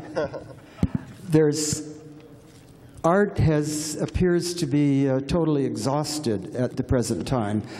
What Crowley called the hoax of modern art has played itself out. And, you know, Crowley did not buy into Picasso or Matisse or any of those, what he called jokers. And you can say, well, what a reactionary man he was. The ones that he liked were Gauguin, and he modeled himself after Gauguin when he painted his house in Cefalù, Sicily, that I spent 3 months undoing the mischief of Mussolini's police by scraping off the whitewash of his sex murals in the Abbey of Thelema. But he was inspired by the house in Tahiti painted by Gauguin. I mean, Gauguin was a great artist. Gauguin was a great colorist, and Crowley was very much into the magical power of colors. And So among modern artists, that's about as far as he went. I mean, all of the, he didn't, there's a lot of them that he just thought were rubbish. And maybe they were, you say, well, he sounds like he was sour grapes, you know. Like he thought most modern poets were rubbish. He wasn't very generous, you know. He liked Swinburne. And let's see who else. But he didn't like T.S. Eliot. He didn't, there was a whole bunch of modern people that were considered like, he didn't like Yeats. There was a whole bunch of people he didn't like and that he kind of noisily rejected. Yeah. I know Pound, Wyndham Lewis, he seemed to hate all the moderns. Yeah, but I mean, you know, so either you can accept Crowley as kind of a cantankerous, interesting companion, which he has been all my life, or you can walk away from him, because there's irritating things about him if you want to be irritated, and he's very happy to say bye. You know, he's not trying to seduce anyone, and I welcome that about him. Crowley defined ritual as a celebration of the god whom it is intended to invoke. Let me ask you about the gods that your works invoke. Isis, Osiris, Lilith, Pan, Babylon, and above all, Lucifer. Are these icons for the Age of Horus? Well, Lucifer is Crowley's guardian angel, only he used the name Aiwaz, A-I-W-A-Z. But it's the god of light that came to him and manifested as his personal guardian angel. And a guardian angel, or angel in quotes, maybe. I mean, it's one person's angel is another person's demon. And you're supposed to be able, some of the demons are the most seductive and pretty, and your guardian angel may be kind of ugly, like a sort of like a horny toad or something. But yet, you have to know the difference and recognize beauty where it really exists. But Lucifer is the New Age. It's Horus. And Crowley wrote a poem called The Hymn to Lucifer, which is very short, that ends, the key of joy is disobedience. But what does he mean by that? Does he mean that the kids that skip school and write graffiti on the wall and that sort of thing, that's disobedient? Is that good? No, he's actually talking about atomic principles, because this is disobedience in a subatomic molecular level that he's talking about. The whole thing is like a metaphor. And but on a superficial, because if you had everyone disobeying all the time, like I am in not a juvenile delinquent, but a senior delinquent with the IRS. In other words, they claim I owe a lot of taxes. I'm not a businessman. Like Orson Welles, I add up things in my fingers. And that's the way I've always been. It's too late to teach me how to do all that sort of thing. And so they send me a letter every year, you know, where, you know, you owe us this, and then more penalties, more, you know, it sort of mounts up and mounts up. It hasn't got to $1 million yet, so I don't really care. But so I suppose I'm being disobedient by not paying my taxes on time and even submitting a form. I mean, it's kind of foolish of me because I make myself vulnerable. Let me ask you about the spirit of disobedience and the spirit of a sort of tricksterism and humor and magic. You know, like Crowley's, your work mixes a rich sense of humor, a rich sense of irony with a transcendental experience. Well, it's only Crowley that does that. I mean, you know, Crowley had, the sense of humor is the key to Crowley. And if you, my favorite little short quote, or aphorism of Crowley, is that I am an atheist, thank God. And if you understand that paradox, you understand Aleister Crowley. Is the spirit of the magus, the spirit of the trickster? Well, you encounter the trickster in many, particularly the Native American religions. I mean, the trickster is very important, but you find him in Greek mythology as Mercury. And most old mythologies have a trickster.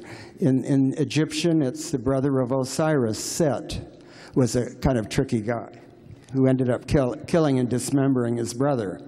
Yeah. I see that you have Puck at the beginning of your films, Puck Productions. Puck.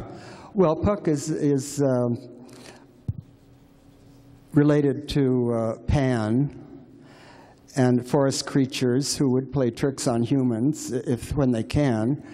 And Puck is a reality. In other words, Puck is a reality the way the god Pan is a reality if you are into nature, which becomes harder and harder to do, because we exist now in something that wasn't around 200 years ago.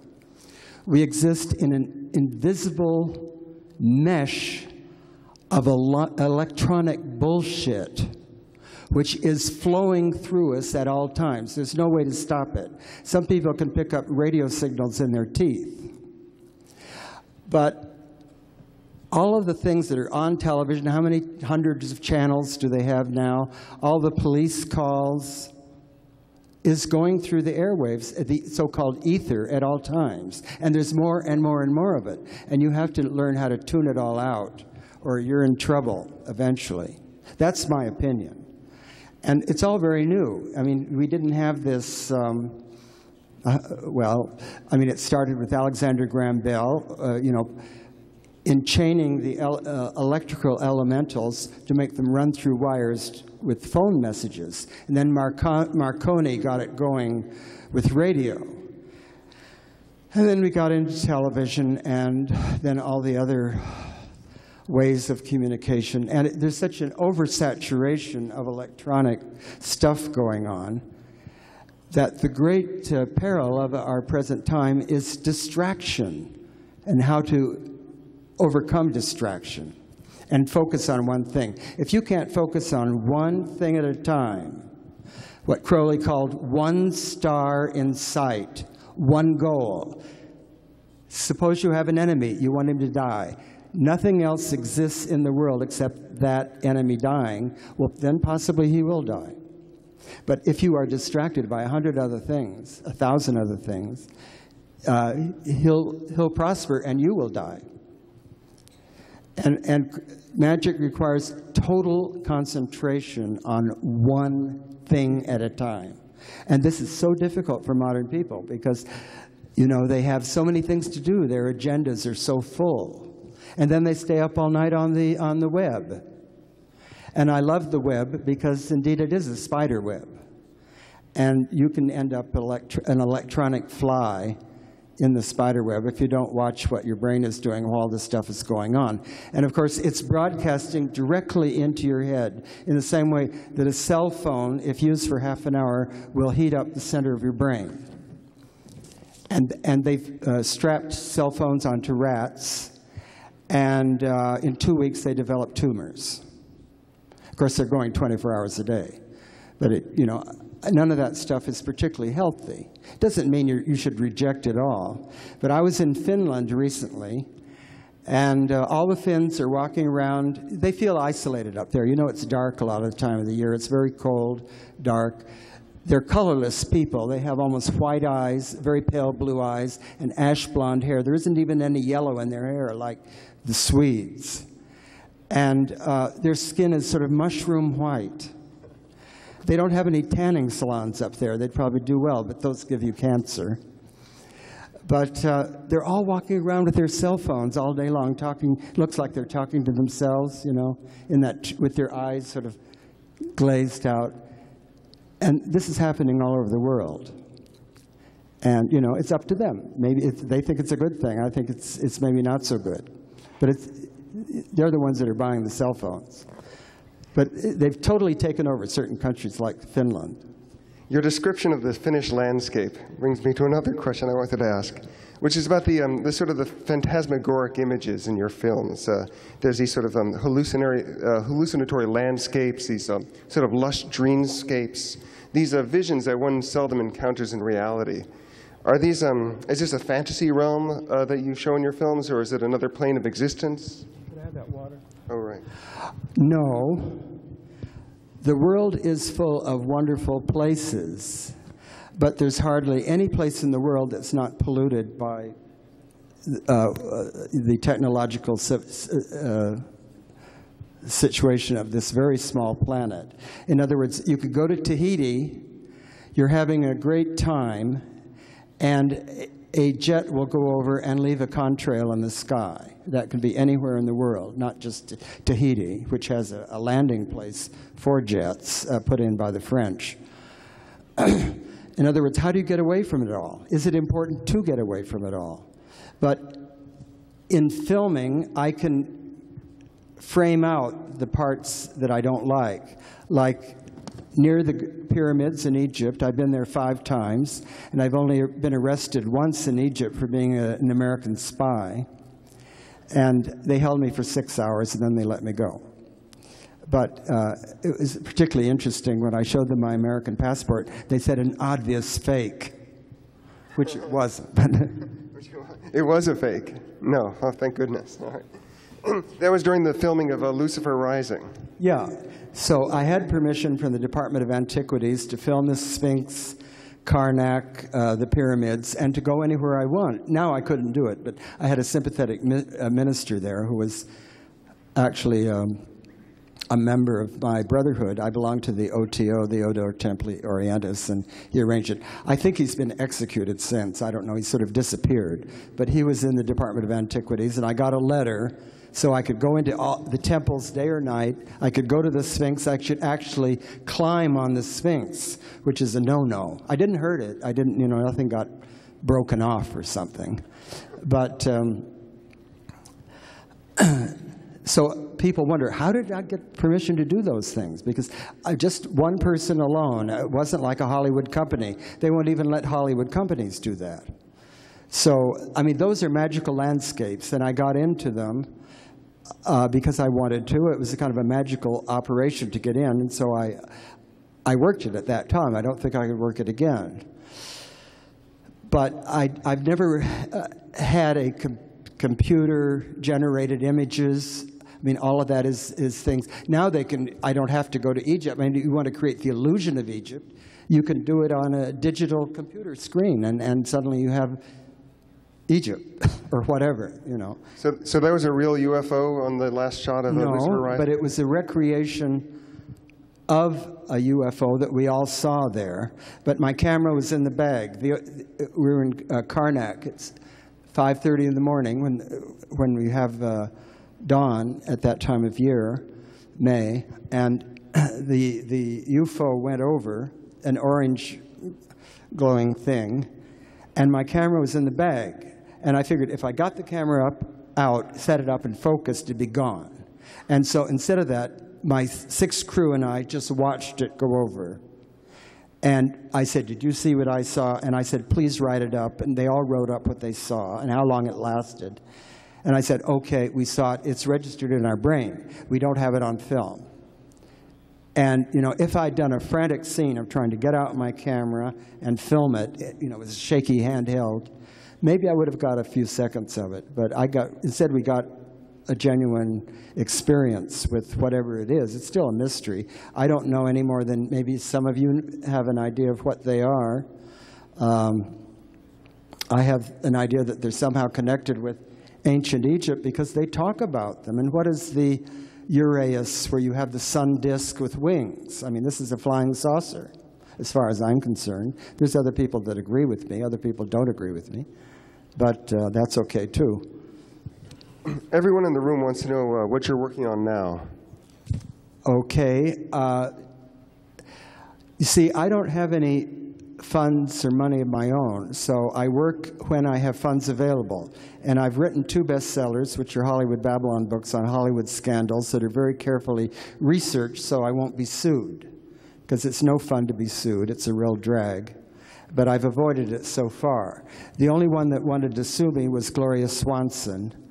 And she turned into you've probably seen Sunset Boulevard. She turned into the character that she played. See, you have to be careful when you play a part because you may turn into it. And she turned into Norma Desmond in her old age, the crazy Hollywood star. And she became quite crazy.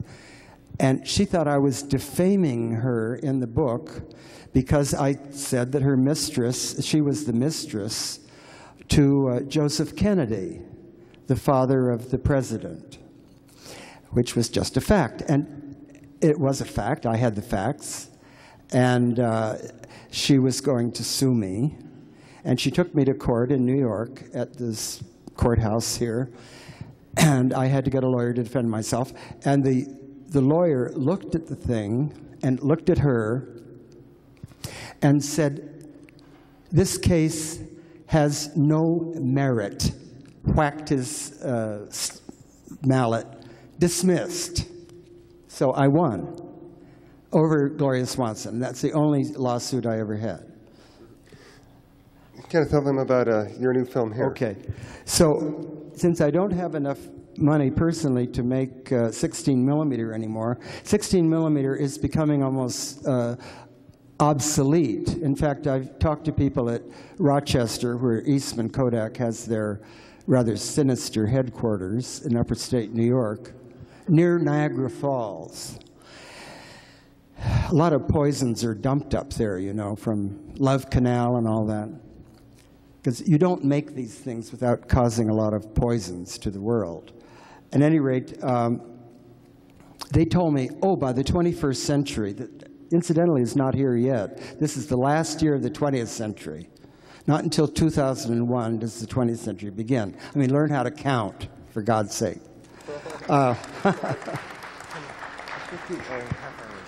Okay, all right. So at any rate, because I can't afford, they told me they're going to phase out all celluloid. In other words, celluloid will be a thing of the past sometime in the 21st century, not only for 16 millimeter, but 35 millimeter, 70 millimeter. It's going to be replaced by something called digital, magnetic tape technology that won't use celluloid or the old thing that was invented in the 19th century of photographic images. So I can't afford to work on 16 millimeter anymore because they keep doing away with my labs. I had a lab in Mamaroneck called Cinemagnetics. It's closed up at 16 millimeter apartment. And this keeps happening. So I had to move all my negatives to the Academy of Motion Picture Arts and Sciences in Hollywood that generously offered to store them for me. And I'm looking around for a new lab. But because I'm a creative person, I have to keep making things. I'm working on video now. And I have invented something called hypno video. For, like, suppose you have a hang-up, like you bite your nails and you want to get over it. Well, I have a hypno video for getting over biting your nails. Suppose you wet your bed. A hypno video to stop wetting your bed, you know. After a certain age, you should give it up, even though it's pleasurable for an infant until it gets cold, then it gets clammy. It's not so nice. And this is, don't smoke that cigarette. It's half an hour long, costs $19.95, and it's to seriously stop smoking. You know, it's not good for you. It smells bad, and secondhand smoke is a threat to all your friends. But if you can't decide yourself you want to stop, you won't. But this will help you. Because by the time you've watched this 15 times, you'll be so bugged that you will throw your cigarettes out, I assure you. Thank you. Thank you.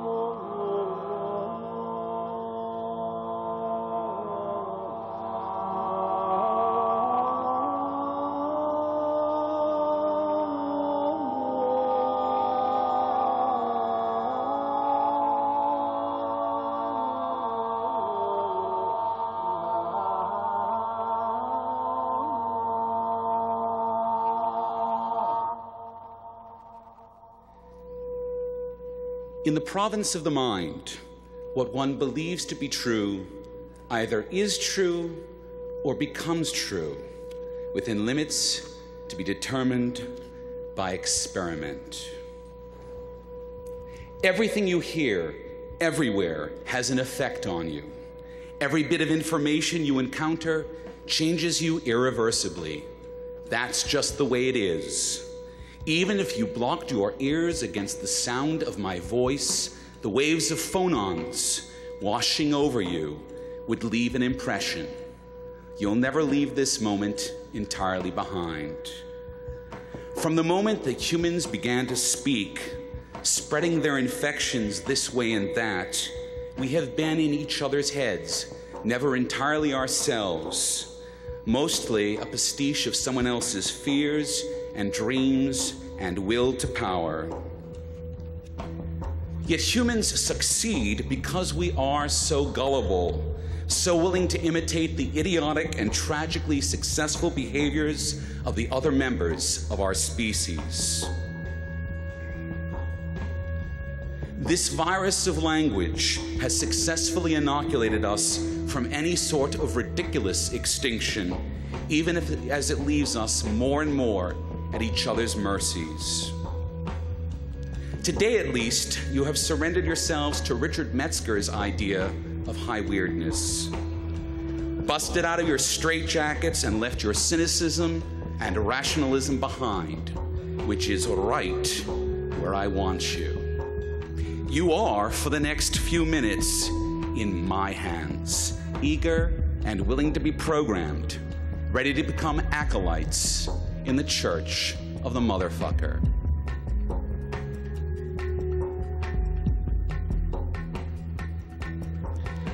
In the beginning, the word emanated from Ein-Sof, too brilliant to be directly perceived, except in the increasing perfection of forms which populate the universe, the receiving antennas of the broadcast of the divine current.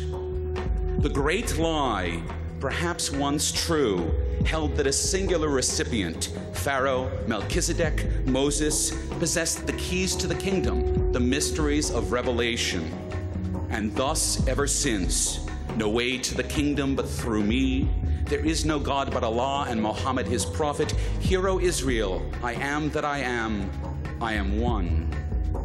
And this, the entry space into human being to lift it up.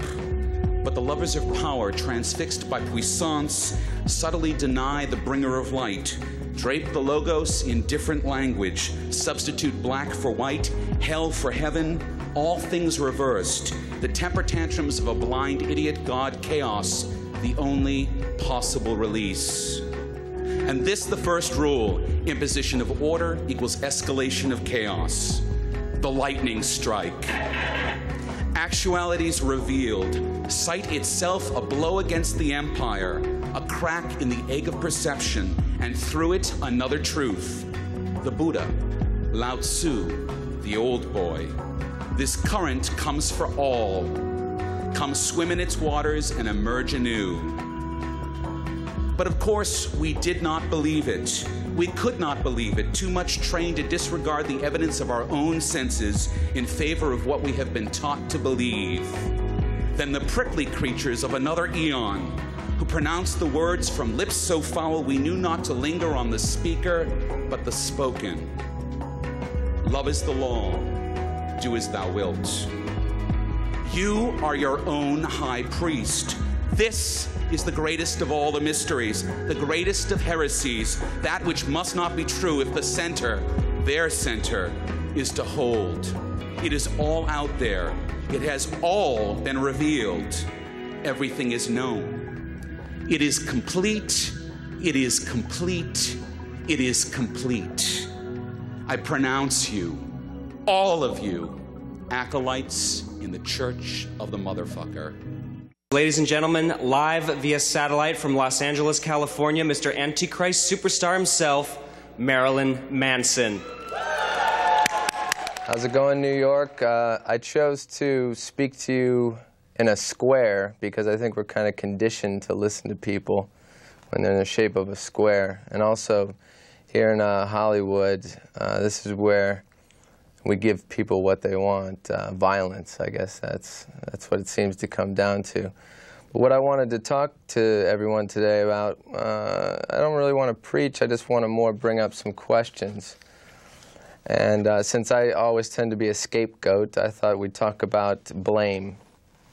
Right now everybody wants to blame music, they want to blame movies, but you know, have we forgotten that we have a dead guy hanging from a tree in our living rooms? And that's something that we've worshipped all our lives. If you think about the crucifix as the greatest mass-market piece of merchandise in the history of the world, I've always found that to be kind of interesting. We haven't really sat down and talked about that on the news. And also wondered why nobody cares when an adult commits some senseless act of violence. They don't want to have a reason why. You know, it's only when a kid does it. You know, Oswald, oh, well, he was a commie. Timothy McVeigh, well, he's crazy. What about Bill Clinton? Why did he shoot all those bombs and kill all those foreigners? Oh, well, he's the president. You know, that's the American way. But I think what's really begun to confuse people now, and why we're in this state of chaos and PC, nonsensical uptightness, it's white teenagers. That's the real enigma. Why are they mad? They're middle class, they're white, they're spoiled. Their parents even buy some of them guns. You know, what do they have to be mad about? Is it because they know America's a lie? Or is it because we make them feel like they're never good enough? You know, you're never good enough for the scholarship, for the car, for the girl. Never good enough to be famous for 15 minutes. Is it the first race in kindergarten where it starts when mom's yelling, "Get the white ribbon, get the white ribbon." Oh, I got the yellow ribbon. And the mom's, oh, well, you know, it's okay, you know. Then the high school football games and soccer moms screaming, "Kill him, kill him." You know, the ancient Rome reappears. You got moms, you got kids, they all want blood, you know, they always have. It's not new. You know, people pretend like just because Maury Povich or Fox News or Montel Williams says times are violent, that it's something, you know, it's brand new. But the thing that kind of struck me that has been avoided and ignored, because people always want to point the finger at someone like me because I'm an obvious and easy target because I look like I cause problems, and I do, you know, I try to. But I think just like the gladiator, the sports hero is the icon and the status quo, you know, more than Elvis or James Dean ever was. You know, he's in the Wheaties, he's at McDonald's, he's in the movie. You know, he even has his own talk show. Well, he did in some cases. But what is that saying to kids when we think about it for a second? Sports. Physical prowess is more important than intelligence, knowledge. You know, is that encouraging America to be not only more violent but dumber? Are we going backwards on the evolution chart? You know, I actually would like to check, but it's gone because the creationists have taken it away. You can't even find the evolutionary chart anymore. I think, you know, everyone growing up knows that jocks ruled the school. You look at a movie like The Outsiders or Heathers. You know, the nerds, the throwaways, the thinkers, the daydreamers. These are the beaten. These are the kids that can't drink out of the water fountain today. You know, I don't see anyone standing up for their civil rights. And then we say, are we surprised why they're mad or why they end up dead? You know, why the violence? You know, you made them, America. You know, what do you expect? Look at Woodstock, for example. Well, it was supposed to be hippies and love and PC and United Colors of Benetton and bottled water. But instead, they got riots, fire, and rape. You know, and part of it, I think, is this phenomenon that, to me, is related to sports. And it's when rap and rock began to mix, and we created this oxymoron called jock rock. And to me, it's kind of like people come to a party that they don't understand, but they're just smart enough to know that they're the stupidest people there. So that makes them mad. I think that's what Woodstock was. You had these white kids in football jerseys trying to make rock and roll a sport by raping girls and beating each other up, and everybody's surprised, you know, why, you know, it's the music, you know. I think, you know, part of man's evolution is always to compete. I think parents, you know, they're driving their kids, particularly through sports, you know. You got O.J. Simpson. Oh, he can't be guilty. He's an American hero, you know. We were just about to put his face on the $3 bill. And then, you know, this Ray Caruth guy, this NFL wide receiver, just charged with murdering his pregnant girlfriend. You know, people, did they ask why? Why'd he do it? You know, no one cares why, you know. Ray Lewis, this NFL linebacker, charged with a double homicide in Atlanta on Super Bowl Sunday, the most violent day of the year, with the most expensive commercial time, of course. He's out on bail. You know, he's charged with murdering 2 people, and he's out on bail.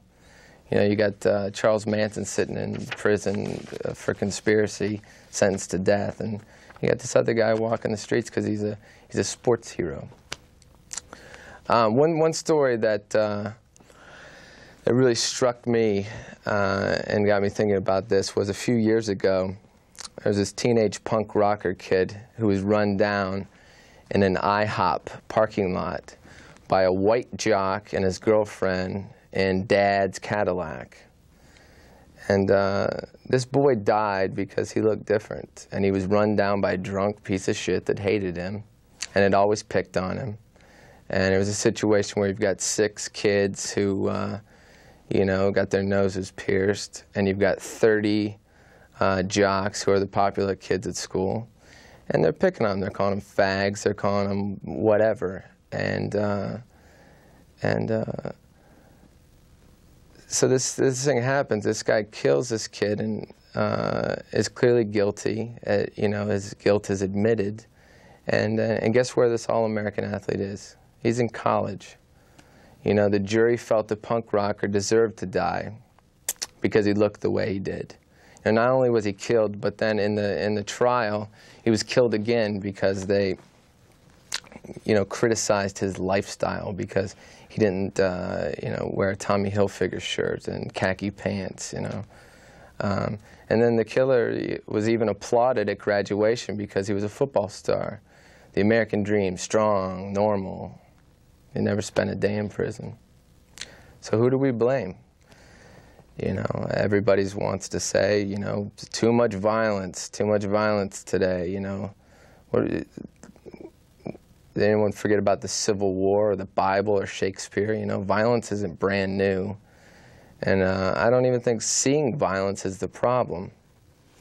I think there's a more serious problem that seeing violence as a solution to solve a problem is what is sending a bad message to kids growing up. You know, even going back to a Western, the hero kills the villain, saves the day. Children grew up in World War II, and they learned that total violence was the answer. And I think that that's where, you know, a dying culture began, and a dying culture kills everything that it touches. You know, so these kids grew up learning this. They pass these values down with pride. We won the war, but you know, damn that Hitler, genocide and all those terrible things he did. You know, forget if, you know, we dropped the bomb, but that's different. You know, we're Americans and we believe in God. So that's where they kind of create what I like to call the God Band-Aid. You know, that's when you got a problem, you stick the God Band-Aid on, you know. My record's dirty and violent, and but I just won a Grammy. So, you know, I want to thank God. Or, you know, well, someone just killed my daughter. And they're like, oh, well, it's okay, she's with God now. Oh, okay. Or, you know, you killed somebody. But I believe in God now, so, it's okay. Then all the other people with the God Band-Aids see that. And they go, oh, he's like us. He's okay. Let's let him go. So bad parents make bad kids. That's the way I look at it. That's why I asked the question. I put this up on my website. I said, is adult entertainment killing our children, or is killing our children entertaining adults? And I think that's kind of the question we got to ask ourselves today. And you have to ask yourself that every time you watch the hungry cameras at the crime scene, or at the funeral, or at the plane crash, interviewing the victims, 24-hour footage, watching the guy blow his brains out on the LA freeway, I'm in a square right now. You're looking at me. I'm looking at myself in a monitor. We sit in front of the TV, and we are the TV. We're a copy staring at a copy, at a copy, at a copy. It's like the guy on Jerry Springer, who is always looking at the monitor to see if he sees himself. And that becomes a loop, because you see it and you see yourself again and again and again. So, eventually it's a Xerox that's so degenerated, we don't know which came first. And that's where we are. And that's what I'd like to leave you with.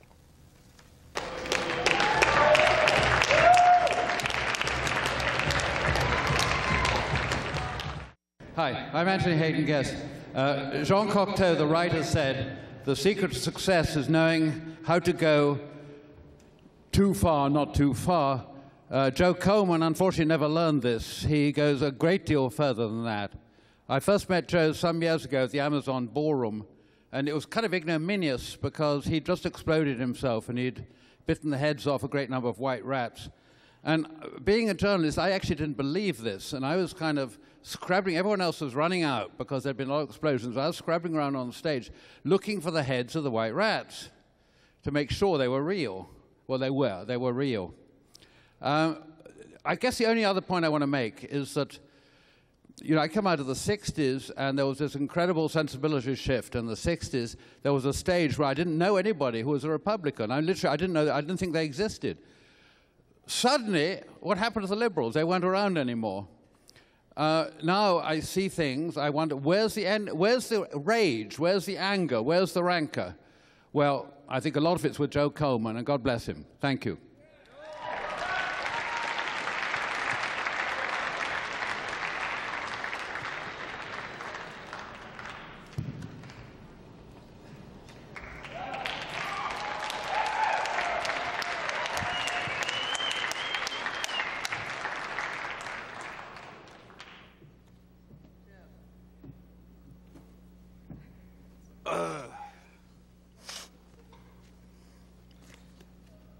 The Atlas of Surgical Pathology. Welcome, fellow sinners. Yes, welcome to this den of iniquity. Come on, all you pimps, you wimps, you snatch pickers, you peckerheads, you kikes, you dykes, you niggers, you eaters of black excrement. Step aboard. This is the Cock Tram Express to Palookaville. Step right up. All join, climb this teeter-tottering Babylonian bombacity of bug house flap top jerk-offness. Step right up. You're all welcome. All right, you're looking at my eye. And if thine eye offends thee, pluck it out. And yes, there is much that offends me. Look around today. I was forced to swallow the most ugly, festering carbuncle of human excrement every day of my life. And I'll bet everyone in the audience had to do the same thing. You comfortable ones out there, You point the finger. You say, the junkie's the problem. You say the sexual deviant's the problem. You say the racist is the problem. You say the man that hates his fellow man is the problem. But they ain't the problem. The junkie, the sexual deviant, the serial killer, the murderer is the cure. You're the problem.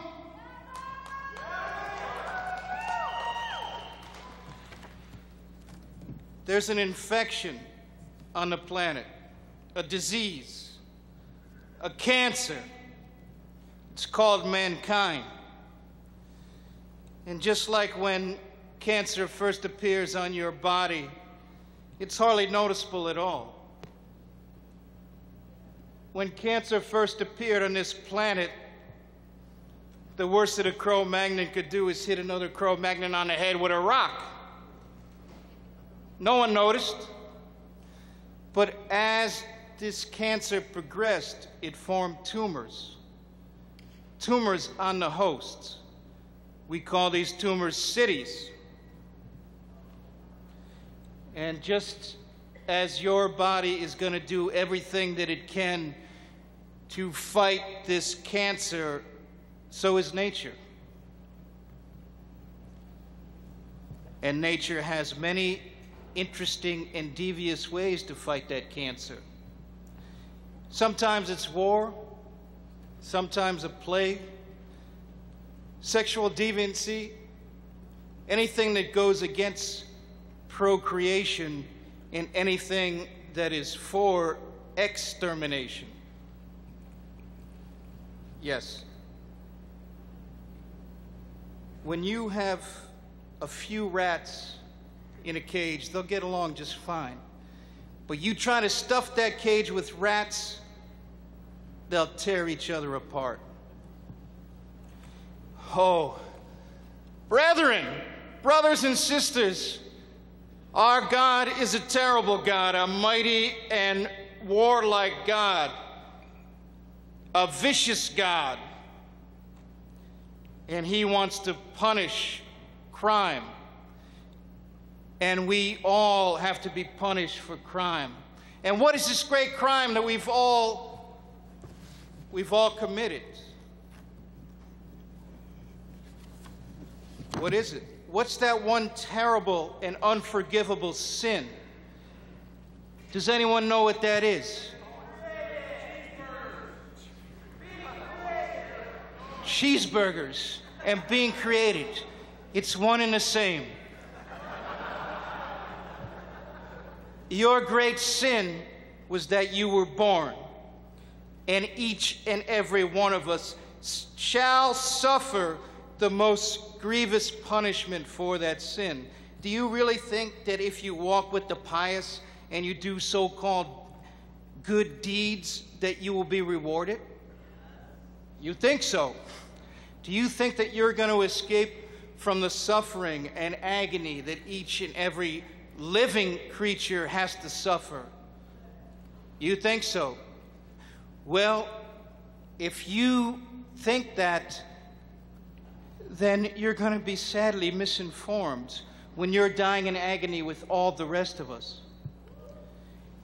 Look at the book of Job. Man that is born of a woman is a few days and full of trouble. He cometh forth as a flower and is cut down.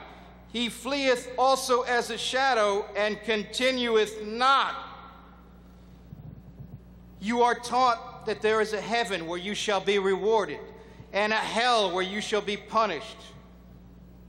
Life itself is a prison in which we are sentenced for the crime of being born.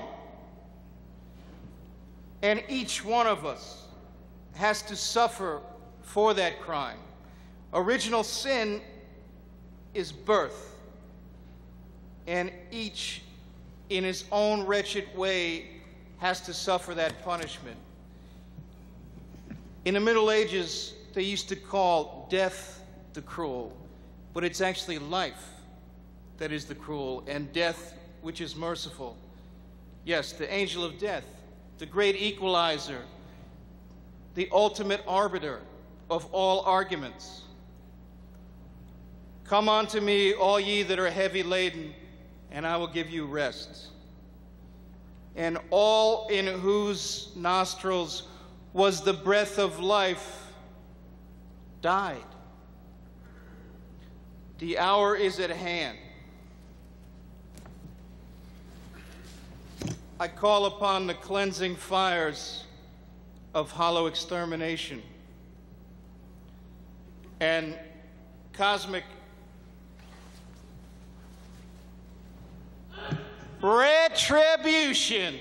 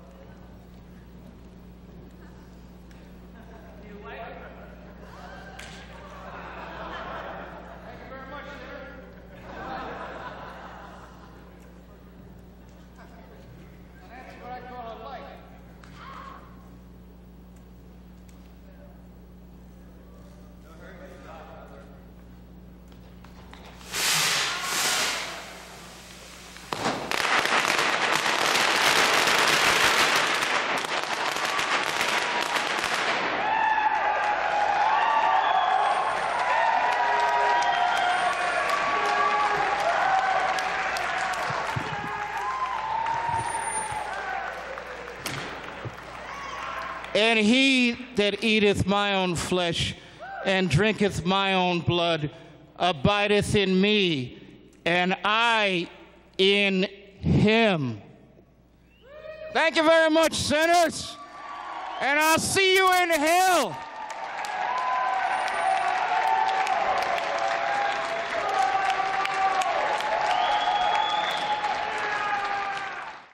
Miss Ann Magnuson. Thank you, Richard. Now, Richard and I are both from West Virginia, so that's how we know each other, although we met here in New York when it used to be dangerous. And I related to what Mr. Anger was saying about how nice it was to walk the streets and not feel that you were going to be mugged or raped. But I have to say that I never thought I would be nostalgic for sleaze or crime or slime. But thank God there's a conference like this where we can indulge a little bit. The next act for your listening and dining pleasure is a woman who I appreciate very much, who is doing something that, thank God, can rattle Giuliani if he could only be present. And although some of you people probably don't deserve this, ladies and gentlemen, the girls of Karen Black. And now, the wall of vagina.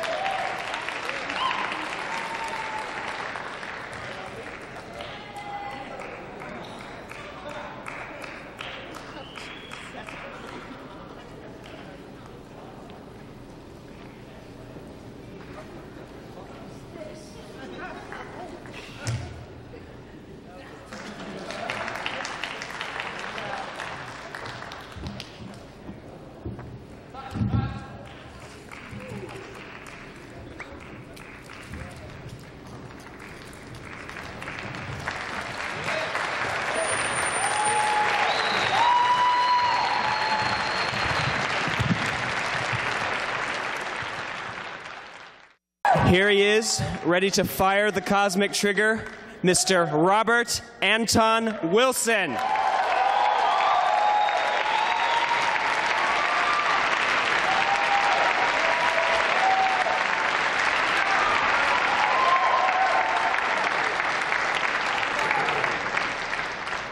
I used to get billed as a philosopher and stand-up comic, but my legs are bothering me more in the recent years, so now I'm a philosopher and sit-down comic. The best I can do. I don't know how the hell I can follow that last act. I do not have a wall of vaginas. I don't even have a single vagina. I do have a willy, however, which means that I might become Pope someday. You know, every church I know anything about has got some women clergy critters. I avoid the term clergy persons because it's redolent of human chauvinism. So I say clergy critters and Congress critters and so on. But almost everybody has got women clergy critters, except the Catholic Church. And that drag queen in the Vatican just a few weeks ago once again reiterated, a woman cannot be a priest in the Catholic Church. He didn't quite explain it, but it all comes down to a woman, the priest symbolizes Christ. And you can't symbolize Christ unless you got a willy, which means that the most important thing about Jesus Christ was that he had a willy. Many people think the most important thing about Jesus, those who admire him, think the most important thing about Jesus was that he taught a philosophy of love and forgiveness. A lot of other people taught that before him, like Buddha, for instance. Those who don't like Jesus so much point out he was the one who invented eternal damnation. You won't find a word about that throughout the Old Testament. Nowhere do they threaten anybody with eternal damnation. Jesus went around threatening everybody with eternal damnation, which means that for 2,000 years, children have had nightmares, night anxieties. It's probably fucked up more heads than any other single doctrine. But if you're going to symbolize Jesus according to the Pope, you got to have a willy. I've done a lot of meditating on this. Why do you need a willy? Was that really the most important thing about Yeshua ben Yosef, to give him his correct name? You know, in Hebrew, his name was Yeshua ben Yosef. He's only called Jesus Christ by those illiterate shitheads who do the televangel hours. Yeshua ben Yosef probably had a willy, as far as we know, although he said some have made themselves eunuchs for the kingdom of heaven's sake, and maybe he was one of them. He does look rather effeminate in most portraits, but the portraits are all based on imagination. Anybody going around with a pink dress on and long hair looks a little bit effeminate, you got to admit. But I think that's what Freud called the return of the repressed.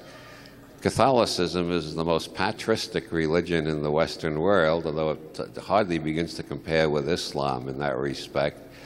But anyway, I think the real reason you need a willy to be a Catholic priest is that the Catholic Church has many roots in the early pagan fertility cults. For instance, they borrowed Christmas from the cult of Mithra. They borrowed Easter from another pagan spring celebration. Halloween, even the Jehovah's Witnesses know that's a pagan holiday. And the dead and resurrected God, that's an old pagan theme. Osiris, Dionysus, Adonis. There are dozens and dozens of dead and resurrected gods, all representing the death of the crops in the winter and their rebirth in the spring. And part of these early fertility religions was what anthropologists call phallus worship, or willy worship, to put it in the vernacular. And this seems to have been connected with the idea the greater the size of the willy, the greater the divinity indwelling, which is why if you seriously get into archaeology and ancient history, you will find Osiris, Dionysus, Priapus, Pan. Most of the great male fertility gods do not have normal-sized willies. They have 3 times as much as the average actual male human. They sort of look like a chest of drawers with the middle drawer pulled all the way out. And you don't find this in popular books on ancient history because they're afraid of shocking the pants off the public. But if you really study the scholarly works, you'll find hundreds of these ithyphallic divinities, as they're called. I think the Catholic Church, when they took so much paganism over and incorporated, they also took the doctrine that the willy is especially sacred, and the bigger the willy, the more sacred it is. And that's why a woman can't be a Catholic priest. Any women in the audience who are brokenhearted by that, let me remind you that being a Catholic priest is a pretty dreary business. Outside of altar boys, you're not supposed to mess around with anyone else. But at least this explains why the selection of the Pope is wrapped in so much secrecy. You know, all the cardinals retire into a room, the doors are locked. Nobody knows what goes on in there. Eventually smoke comes out, and that means they've made their decision. Nobody knows how they make their decision.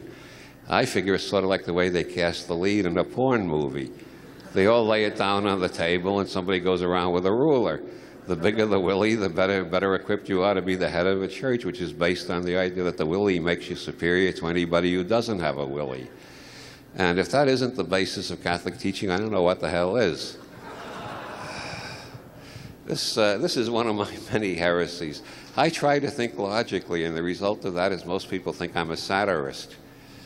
But consider the difference between Federal Reserve notes and counterfeit money. I have been meditating on that ever since I read Ezra Pound's cantos at the age of 18, as many cantos as they were then. He wrote more later. But studying Pound's cantos got me very much involved in this question of why do Federal Reserve notes pass as money? Well, as far as I've read all sorts of explanations. I've followed this argument through the pages of economics journals, books, and so on.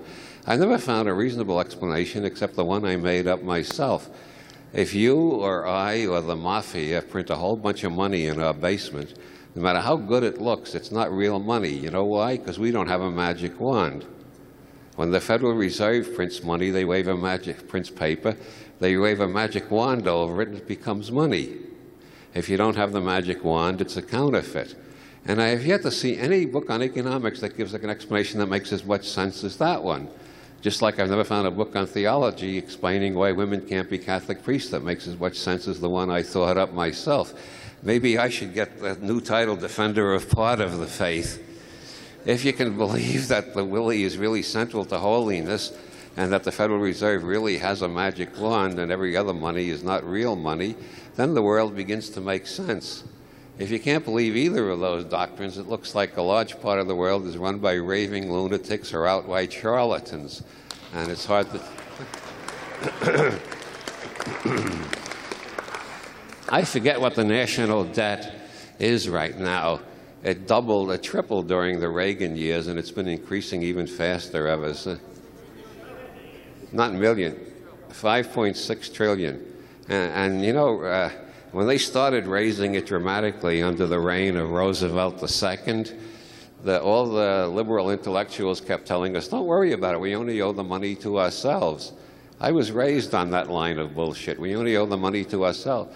That's not true. We owe the national debt to the Federal Reserve, which is a private bank, of whom the owners are unknown according to the law establishing the Federal Reserve. You can't find out who owns the Federal Reserve because under the law that's never to be revealed. The president may know, but even the president doesn't know. Actually, he only knows half of them. The president appoints half of them, and they appoint the other half. We don't have any idea, and that's only the board of directors. We don't have any idea who owns the stock in the Federal Reserve. We owe $5.6 trillion to these bastards, and we don't even know who they are.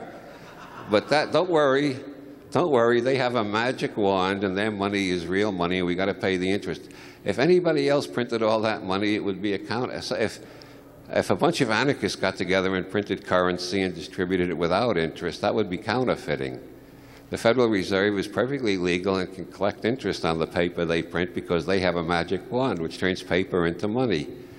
Now because of saying things like this, I've got a reputation as an atheist.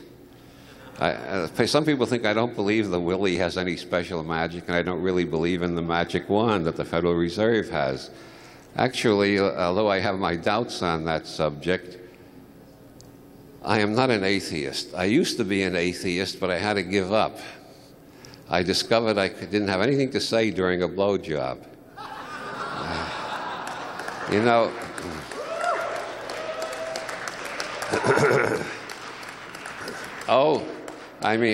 random chance, random chance, random chance. That just does not convey the gravity of the situation.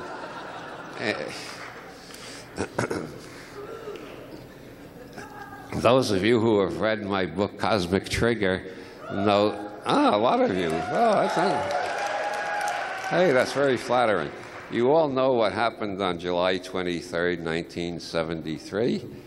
That was the day I achieved contact with an extraterrestrial from Sirius, so started hallucinating like mad, depending on which way you want to look at it. I have varied between both theories over the years. But I just found out recently, since I'm a student of synchronicity, this one really struck me. July 23rd, 1973 was also the birthday of Monica Lewinsky. Who, that is important. I regard her as one of the most important figures in American political history because she kept the United States Congress arguing for over a year about whether having a blowjob in the White House was cause for impeachment. Apparently, they thought that George Washington, John Adams, Thomas Jefferson, James Madison, James Monroe, John Quincy Adams, Andrew Jackson, Martin Van Buren, William Henry Harrison, and so on, Roosevelt, Truman, Eisenhower, none of them ever had a blowjob in the White House. Now, I don't know whether I believe that or not, but I'm just enough afraid it might be true that if anybody nominates me for president, I want you to know right away I won't run. The idea of 8 years without a blowjob is it's just absolutely too much. I just can't face the thought. So I do not want to be president. So even if the Republicans did not succeed in getting Clinton impeached, at least they persuaded a lot of us we don't want to be president. Pardon me, I needed a little water.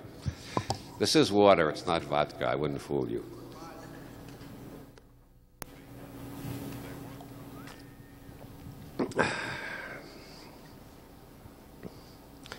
I think this is the only country in the world where the major legislative body could be tied up for over a year in debating about whether a blowjob is cause for impeachment or not. I can't imagine it happening in Amsterdam and France and England. I can't even imagine it happening in Ireland. I can't imagine it certainly. But then again, this is the only country in the world which has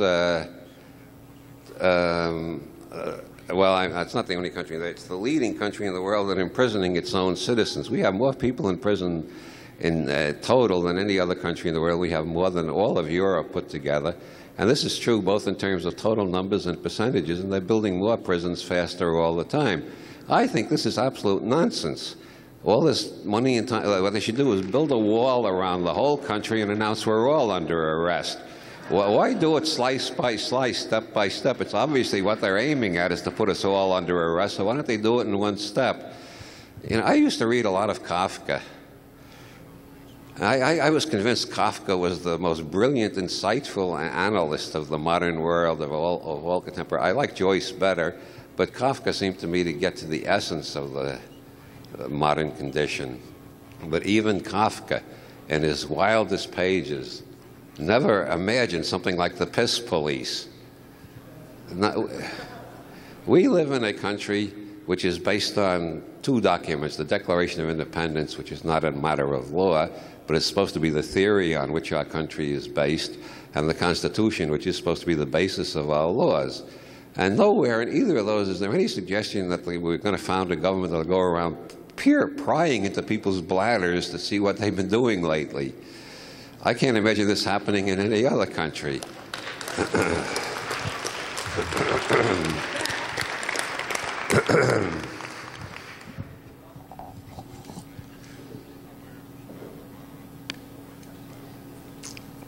But lest I sound too cynical, I want to point out that I'm taking great interest in the current election campaign for the first time in an aeon or so. Yeah. Well, I went for a couple of decades without voting at all. And then after I moved to California, where they have a lot of interesting propositions on the ballot, I figured it's worth voting just to vote for some of the good propositions and vote against the bad ones. And then I voted for Proposition 215, which legalized marijuana for cancer and AIDS patients and other people. Yeah, well, that goes to show what good it does to vote. The majority of the people in California voted for that proposition, and as soon as Clinton heard about it, he said, well, I'm paraphrasing, but his general attitude was, fuck you, you think this is a democracy? You can't make laws, we make the laws. And they're still throwing people in jail in California for using marijuana to treat their cancers. And these are dying people. People in terrible agony are dying, and the government is dragging them in their wheelchairs into court. And I do not exaggerate. They have actually dragged people in wheelchairs into court and sentenced them. And this is because we live in a free democratic society where the people make the laws, except when the establishment doesn't like it. And then the attitude is, fuck you and your laws, we make our own laws. Well, as Jack McCoy said on Law and Order a couple of weeks ago, that's my favorite TV show. Don't ask me why. The number of surprise. I'm a writer myself, as some of you may have heard. There's a term that writers use, a paper dragon. A paper dragon is a surprise that doesn't make any sense. It only happens because the writer decided he wanted a surprise ending, or she wanted a surprise ending. On Law and Order, the surprise endings all make sense. They're all things that seem perfectly normal in police investigations and legal trials, and so these things all could happen. And I guess that's what I like about it. They continually surprise me, but not in ways that seem absurd, in ways that seem totally logical. But that's a digression. Jack McCoy recently lost a case against a millionaire family, one of whom had committed a murder. And they all got together and made up fake alibis and testified for one another. He got a team of lawyers, about 12 of them, to McCoy and his associate all alone. And of course, they won. And at the end of the show, McCoy's associate, Miss Carmichael, whose first name I never get clear, she's only been on the show for a few months. That's right, thank you, Abby Carmichael. She said, well, there are two laws, one for the rich and one for the poor. And Jack McCoy looks off into space and says, what law for the rich? Is there any law that controls the rich? I don't think there is. Well, there was a famous case here in New York about 60 years ago, more or less. A guy named Harry Thor, who was rich from having money. He was filthy, stinking rich. He was fucking rich. He was one of the richest people in the country. And he was not only jealous of the possibility his wife might bawl another man after marrying him, he was insanely jealous of the possibility she might have done it before marrying him. And then he found some evidence she had an affair with her before she married him. Before she was married to this guy, she had an affair with an architect named Sanford White. And I presume there's a lot of New Yorkers here. I don't think you all came from out of town. You'll see Sanford White's work at Madison Square Garden. He designed that. You'll also see it in Greenwich Village. He designed the Washington Square Arch. He designed a lot of other great things around New York. Well, Harry Thor found out that Sanford White and his wife had been having an affair before he even met her. Not only before he married her, before he even met her. And Harry Thor was the kind of insane, possessive person who couldn't stand the thought that his wife fucked somebody else even before she even saw him. And he brooded over it and brooded and brooded, and one day he walked into the restaurant on Madison Square Garden and he shot Harry Thor. He shot Sanford White in plain sight of about 100 or 200 witnesses. And guess how much prison time he served? 0, zilch. There is no law for the rich. And then there's DeLorean, the DEA, not my favorite government organization, but the DEA got him on videotape with 3 kilos of cocaine in his lap negotiating the price.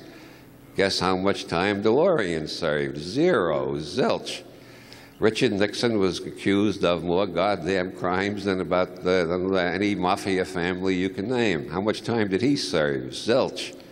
Spiro Agnew was actually forced to resign and had to pay a fine, but guess how much prison time he served? Zilch.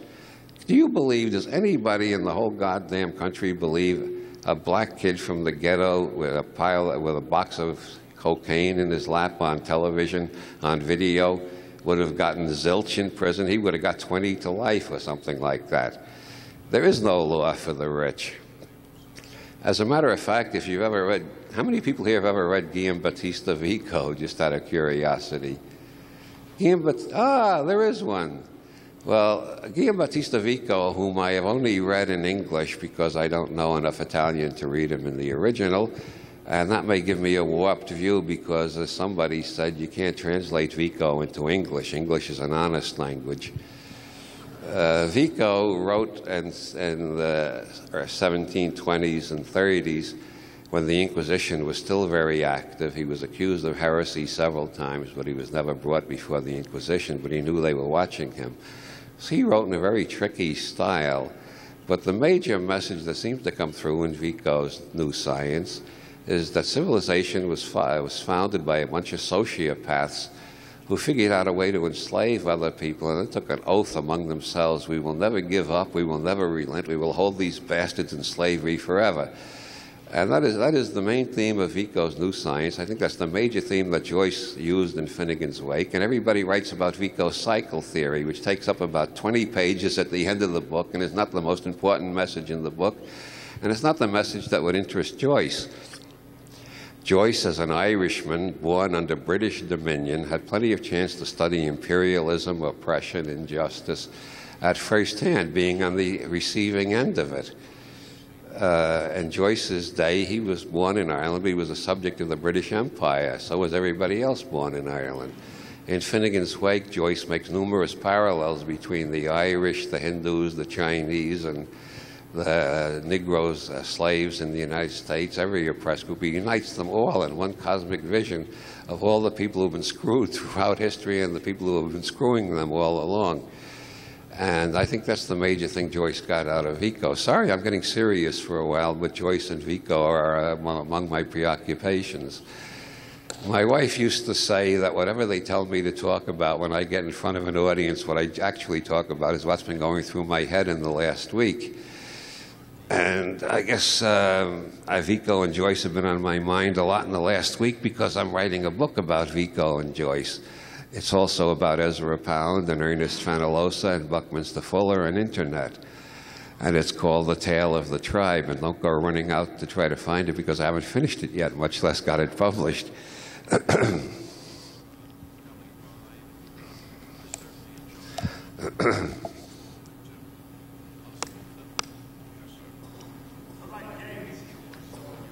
What are Yates? Sorry, that's an Aleister Crowley joke, and not a very good one, not one of Crowley's better jokes. What if excess of love bewildered them until they died? I write it out in verse, McDonough and McBride, Connolly and Pierce, now and for time to be, wherever the green is worn, are changed utterly, a terrible beauty is born. Okay, that's about all the Yeats I've memorized. No, I know another, I could do another bit of Yeats. A statesman is an easy man, he tells his lies by rote. A journalist invents his lies and rams them down your throat. So stay at home and drink your beer and let the neighbors vote. I always thought that was pretty cynical until after I voted for 215 and I found out that voting for propositions does no more good than voting for candidates. If they don't like the way you vote, they just ignore it. But I'm really enjoying this election because it looks like the candidates are going to be Bush and Gore. Everybody in the country knows by now, it's been so widely publicized, that Bush has been lying for years about the extent and duration of his cocaine use. We don't know if he stopped yesterday or he hasn't stopped yet. We don't know when he stopped. He changes his story every time a new witness appears with more evidence that he did it more recently than he admitted yesterday. The same thing with Gore's marijuana use. He keeps changing his story on that, and more witnesses are popping up with more testimony that he didn't stop when the last one he said. He stopped a little bit later, if he did stop at all. So I think this is the first election in which the whole public will know what I have suspected all my life, that the only choice we're offered is between two lying bastards. Now, me and my friends, most of the people I know have known that at least since the 60s. Some of us knew it even before that.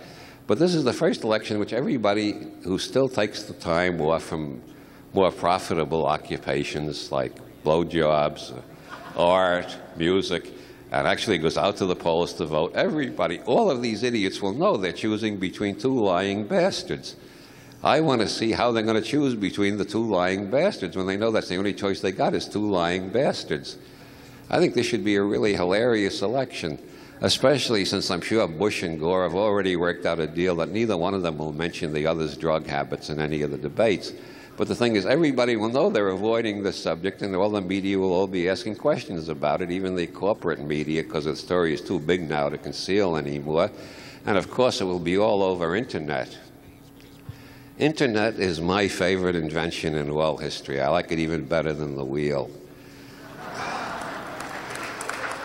Internet is the only place where we have what Thomas Jefferson thought this country should have. Only it's not just this country, it's international. Absolute freedom of expression. Anybody who has a very small amount of money can put up their own website, publish their own views. There's no gatekeeper. When A&E named Gutenberg the man of the millennium, I thought, boy, are they lost. They're back in the dark ages. Gutenberg was very important at one time, but books still had gatekeepers. In the first place, you couldn't get a book published unless a publisher thought they might make some money out of it. In the second place, you couldn't get it circulated unless you lived in a country with less censorship than others, and even in the countries with the least censorship. In the 20th century, any modern scholar, critic, commentator on literature will agree wherever they place them. Among the 10 top books of the century, they would certainly include Joyce's Ulysses and D.H. Lawrence's Lady Chatterley's Lover. Both of them were banned in this country for Joyce for a decade, Lawrence for about 3 decades. And this, in spite of all my criticism, this is a comparatively free country for books. In the Arab world, getting a book published is much harder, without the government suppressing it, is much harder than here. And there's always been gatekeepers. There is no gatekeeper on Internet. Janet Reno, Dianne Feinstein, Orrin Hatch, and a lot of other reactionaries are trying to figure out a way to install a gatekeeper on Internet. And you know what? They can't do it. Internet is international. If they find everybody who has a link to a website referring to drugs, which they're trying to do, then everybody will just put the links into places in other countries that don't refer to drugs but have links to sites that refer to drugs. I mean, they can't control the whole world. This is the great joy and paradox and liberation that I see in Internet. The only way Internet can ever be effectively censored is by a world government. And the people who are most keen on censorship are the ones who are most terrified of a world government. They are the people who think every helicopter they see is the UN scouting out where their troops are going to come in when they invade us. You hear them on the radio, especially in the West where I live. There are these helicopters, black helicopters that fly around, and most people that I know believe it's the DEA looking for large marijuana patches. Some people believe it's the Satanists looking for cattle to mutilate. But an awful lot of people believe it's the UN scouting out the path their invading troops will take when they finally take over this country completely. I mean, the people who most want censorship are the ones who are most opposed to world government. Only world government can ever effectively censor the Internet. Ergo, we're never going to have any censorship of the Internet. And that, to me, is the greatest liberation in human history. I lost faith in the corporate media around the same time I lost faith in politics. I guess that was long before the Vietnam War. The Vietnam War just solidified my position. Like Buckminster Fuller, he used to get letters from people who had heard his lectures or read his books and said, run for president, we need you. And Fuller got so many of those letters he made out of form answers that he sent out to all of them, in which he explained he was engaged in important work. And he couldn't take off 8 years to waste his time in the White House. What the hell can you do in the White House that will really make a difference compared to the difference that Internet made, or that Buckminster Fuller's technological innovations have made, or Claude Shannon's master's dissertation in 1940 at MIT, which proved that you can use Boolean algebra to analyze electrical circuits, and you can use electrical circuits to solve problems in Boolean algebra. I don't suppose one Internet user out of 10,000 ever heard of that paper, but Internet wouldn't exist if Claude Shannon hadn't written that thesis. Claude Shannon and Buckminster Fuller did things much more revolutionary than anybody in the White House. And besides, if you do get yourself locked up in that place, you got to worry all the time that any time you have a blowjob, kind of star spies might find out about it. But I like Kenneth Starr in one way. He has shown the legal way to publish pornography. All you got, you can even get it published by the United States government printing office. The reason I drink so much water when I'm on stage is that the last hour before I go on, I smoke more than usual, so I end up getting a dry mouth. And the reason I smoke more before I go on is because I get stage fright. And I'm not ashamed to admit that, because I read an interview with Laurence Olivier, who's approaching 80, and he confessed he still got stage fright. It seems this is one of those conditions for which there is no cure. Anybody who performs in public, whether they're doing a humorous philosophical rap like me or playing Hamlet, whatever they're doing, there comes a point before they're due to go on when they suddenly get this agonizing doubt. Supposing I get up there and I can't remember a damn thing I was supposed to say. Supposing I just stand there mute looking like a total asshole. What do I do? Supposing I can't think of a single thing to say. Well, you see, that disappears as soon as I get up here. I can think of hundreds of things to say. I've already explained the Catholic Church and the Federal Reserve. And Ken Starr.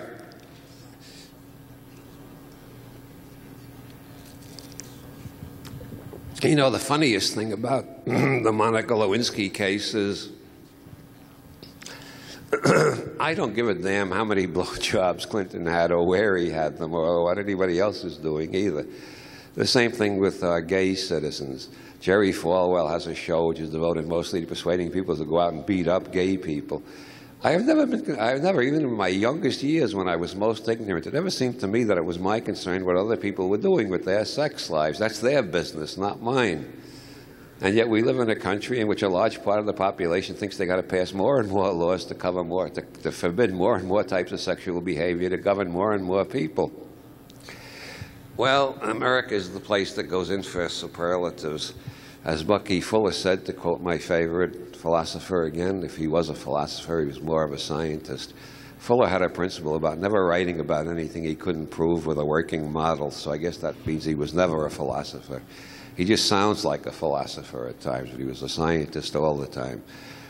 Bucky Fuller said that the United States of America has devoted most of its energy, its scientific intelligence, its budget, it's put everything it could into one single project for the last 50 years or so, and that is how to deliver more and more explosive power over longer and longer distances in shorter and shorter times to kill more and more poor people. Now, this is a hell of a thing to spend most of the country's resources on, but if they keep at it, you know, they're getting closer. Eventually they'll reach the point where we can kill everybody in 1 nanosecond. And then America will have achieved its historical function, apparently. Then the question is somebody going to press the button, or are we going to say, well, now we got it, now what do we do next for an encore? Which reminds me of my position up here, following the wall of vaginas. I'm standing back there, I'm thinking, what the hell do I do for an encore to that? I would like to switch now and talk about the book which has impressed me most in the last year. A book called Saharasia. How many people here have ever heard of Saharasia? Nobody. Good, I can enlighten you all. Saharasia was a PhD dissertation for the University of Kansas by James DeMayo, a geological scientist, his master's dissertation was testing Wilhelm Reich's cloudbuster. And they approved that, believe it or not, although doing research on anything of Reich's is generally forbidden. But the University of Kansas, the committee figured he would refute Reich. When his results confirmed Reich, they told him he couldn't do his PhD on Reich, too. They were afraid he'd confirm even more of Reich. You see, there's many aspects to the Reich case, but I like to... One simple way of looking at it is in 1952, Wilhelm Reich was the first one to announce that no peacetime uses of nuclear energy would do the human race any goddamn good at all. Reich predicted wherever we used nuclear energy, there'd be a sharp rise in cancers. And this disturbed a lot of people. I think it disturbed the United States government especially because in 1957 they broke into his laboratory, smashed all of his scientific equipment with axes, took all of his books, magazines, articles, publications, everything he had ever written, and burned them in an incinerator. And then they threw the bastard's ass in jail, where he died, to quote E.E. Cummings. And with that degree of scientific refutation, everybody lost interest in Wilhelm Reich. I mean, you can't argue with that kind of scientific proof. The Inquisition settled the Galileo question that way, well, at least in Italy, for at least a few hundred years. But Reich has always haunted me. I grew up on anti-Nazi movies. And to me, one of the things they shot, this was before, when I was very young, before the annihilation camps were opened and we learned the full horror. One of the things they stressed in the World War II anti-Nazi movies was the horrible crime against civilization, against humanity, against intellect, in burning books. And I took a very strong imprint on that. I have a very strong bias against people who burn books, magazines, artworks of any sort, scientific papers of any kind. And then 12 years after the war is over, here's the United States government burning books. What the hell? Who won that war? And then we found out about all these radiation experiments the United States has been doing on people. Where the hell was Joseph Mengele in all those missing years? Was he advising the United States government on scientific research? Anyway, DeMayo's PhD dissertation, which grew into the book Saharasia, is about the origins of what he calls armored patrism. I wrote about this a little bit in my book, Ishtar Rising. I read Rat Ray Taylor's Sex and History, in which Rat Ray Taylor listed about 12 variables which seem to go together in a cluster. And these 12 variables are either women have equal status with men or men have superior status. Either sex is accepted and openly enjoyed, or sex is forbidden, repressed, and either there's a father god or a mother goddess, and I forget the rest of them. And Rat Ray Taylor called them matrist and patrist. I called them anal patrist and oral matrist, so I could tie Rat Ray Taylor's work in with Freud's. Anybody here read Ishtar Rising? You familiar with any of this? Yeah. Well, what DeMayo did, he took 36 variables. Rat Ray Taylor only had 12. DeMayo took 36 variables, and the two biggest ethnographic atlases ever published. He ran the whole business through computers, and he checked all the cultures of the world for these 36 variables. And he found out where you have more than 5 patrist variables, there's a 95% probability you're going to have the other 31. And wherever you have more than 5 of the matrist variables, there's a 95% probability you're going to have all the others. Among the variables he included, which Rat Ray Taylor didn't include and I didn't include, is genital mutilation. This book is full of maps, which makes it easier to grasp the data. Any place where you find genital mutilation, you're going to find men are superior to women. You're going to find that society is very warlike. You're going to find children are frequently beaten and otherwise abused. You're going to find there's a father god. You're going to find there's a very strict code of morality. You're going to find women are killed for premarital sex. And he's got a whole bunch of he's got 36 of these variables, and they all go together. There are some societies that are mixed, but by and large, most societies on this planet are predominantly patrist or predominantly matrist. Where you find women have a low status, you will find circumcision, you'll find either the boys get their wangs chopped or sub-incised, or the girls get their clitorises removed, or they get their outer labia removed, or they get the outer labia and the inner labia removed, or in some places they get the whole works. The clitoris is cut off, the labia, inner and outer, are both removed, and then the whole thing is sewed up. That's called infibulation. When you find a society like that, you always find they're very warlike. Men have a much higher status than women. Women live basically slave lives. Harems are common. Polygamy is common, which means that women are having sex with men they don't really dig, but they're being forced into it. Insult sensitivity is very high. People get killed for insulting one another. And wherever you find the absence of genital mutilation. You generally find men and women are equal. There's hardly any wars. Sometimes there are no wars at all. Rape is unknown, usually, like in the Trobriand Islands. The Zuni Indians can only remember one murder in their whole history. And they only remember that because they're an oral culture. Oral cultures remember things longer than literate cultures. The one murder in Zuni history happened 300 years ago, and the Zunis are still ashamed of it and still don't know why it happened. In the patrist culture of the United States as a whole, I think we have one murder every 7 minutes, if I remember the statistics correctly. And I think we have one rape every 3 minutes. And of course, we have plenty of genital mutilation, although it's only practiced on women by people of Arabian descent. It's practiced on the whole male population by doctors who assure us the procedure is scientific and necessary. No scientific justification for circumcision has ever been published that makes any sense whatsoever. But the thing that the Mayo stresses is the doctors who do the circumcisions hear the baby screaming in agony, and it doesn't register on them. Why? Because they have patrist armored values. They have shut down their own emotions, so they can't recognize anybody else's emotions. And infant screaming is just one of the side effects of normal procedure, just like slapping them on the backside right after they're born. Isn't that a great way to join the human race? Now, this patrist, matrist, armored, unarmored, anal, oral, whichever way you want to classify these types of societies, I think it basically goes back to what I wrote about in Prometheus Rising. Right after birth is a period of acute imprint vulnerability, which Konrad Lorenz won the Nobel Prize for his writings on imprint vulnerability. There are periods of imprint vulnerability throughout life. There are especially sensitive ones right after birth. Now, you're either going to imprint human beings.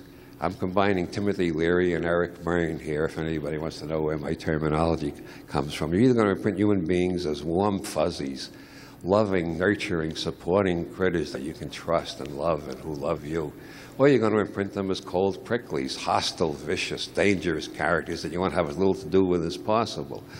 Obviously, the maximum cold prickly imprint means a totally autistic child, or else one that grows up to be a criminal sociopath. Those with a warm, fuzzy imprint are the ones who grow up to be friendly, generous, outgoing, full of humor, nice people in general, the kind of people you wish all your neighbors were. I think that, to quote Leary again, the essence of evolutionary intelligence is to find the proper habitat.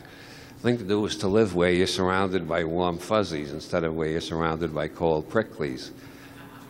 And it's quite obvious. You can tell almost, just in a few minutes conversation, you can tell whether the person you're talking to has imprinted humans as warm fuzzies or as cold pricklies. And if they have imprinted human beings as cold pricklies, you will find that they grew up in a culture or a subculture in which genital mutilation probably exists. If it doesn't, other forms of brutality to children exist. But beating children is common. But usually you do find some kind of genital mutilation.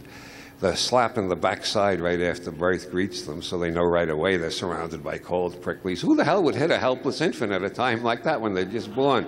How can these fucking doctors do it? Well, as Wilhelm Reich said, nobody can recognize an emotion in others unless they've experienced it themselves.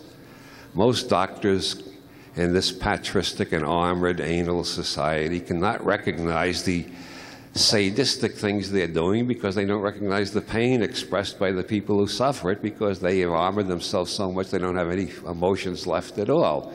Isn't this an extreme, paranoid, crazy view? No wonder they burned Reich's books. They're probably going to burn DeMayo's book as soon as they find it. Maybe I shouldn't be talking about it. Maybe I'm just hastening the day when the government comes and burns that book, too.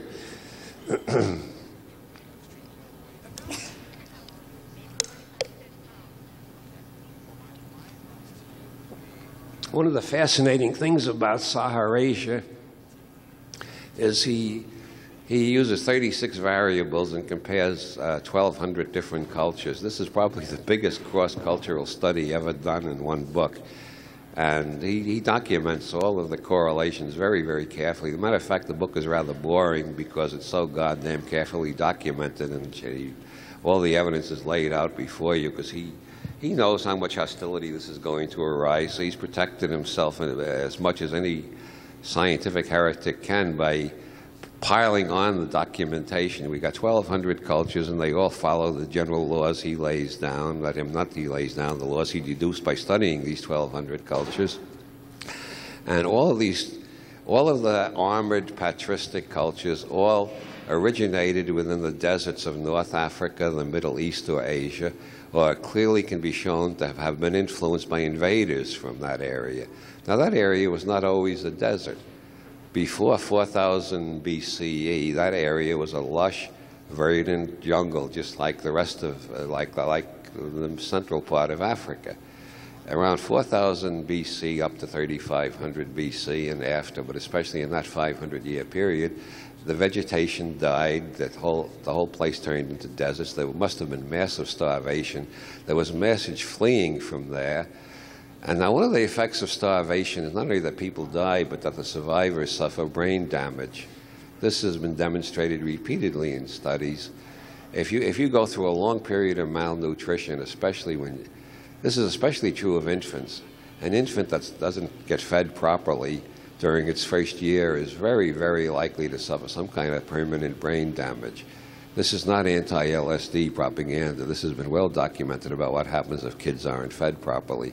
Of course, the best food for children, for newborns, is mother's milk, which again we notice most patrist cultures try to evade one way or another.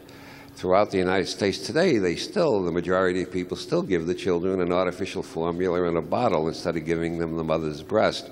That interferes with the mother-child bonding right away, just like separating the child from the mother right after birth, which is done in most hospitals. Now, there are people who deliver children in the natural, wholesome way, in which the child is not banged around right after birth and is put on the mother's breast and they form a loving bond right away. This is the midwife movement, and the United States government is waging war on that, too, which is part of the whole patristic armored structure of our culture. My wife Arlen used to say, getting back to the piss police, she used to say, if a drug can be proven to be cheap, effective, and non-monopolizable, it'll also be illegal. And check that out for yourself. See if you can think of any drug that's cheap, you can grow it in your backyard, it's effective, it really works, and nobody can monopolize it. It's always illegal. The only legal drugs in the society are the ones that are monopolized, high-priced, and generally damn near toxic, like AZT, for instance, which kills more of the patients than it helps, according to a hell of a lot of statistical studies. The number of people who die from prescription drugs every year runs into the hundreds of thousands. The number of people who die from vitamin C every year, so far, all the data collected is 0. Nobody has ever died from... So guess what the government is trying to ban next? Vitamin C. They can't ban it. They've tried to ban it. That failed. Now they've got a new program. They're trying to persuade us that it should be controlled, so you've got to go to a doctor and get a prescription for vitamin C. That's still endangering the profession, because if you take more, the more vitamin C you take, the less likely you are to develop any major illness. And if you do develop a major illness, the more likely you are to throw it off. If you don't throw it off, the more likely you are to live a long time after getting the major illness. There's plenty of statistics to back this up. You'll find them in the writings of Linus Pauling, the only man who ever won the Nobel Prize twice. And so the government wants to, so if they can't stop people from taking vitamin C, they want you at least to go to a doctor and get a prescription, so the doctor gets a cut on the profit, so you can't get the low price you got before you had it. I mean, you go to a doctor, it's going to cost you over $100 anywhere in the country for an office visit, right? So you got to pay $100 before you can even go and buy the goddamn vitamin C. Well, some people still believe in the AMA. Some people still believe in the government, the lying bastards. And some people believe the piss police are necessary, and some people believe the Federal Reserve really does have a magic wand which turns their paper into money and everybody else's paper is just shit. By the way, if Andy Warhol, Andy used to keep a pantry full of Campbell's soup cans, and if he liked you, he'd autograph one, and you had a genuine, authentic Warhol of your very own. I think that's a beautiful.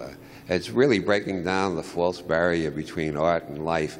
What he should have done if he had lived longer, he would have thought of it as to sue Campbell's Soup for selling cheap imitation Warhols.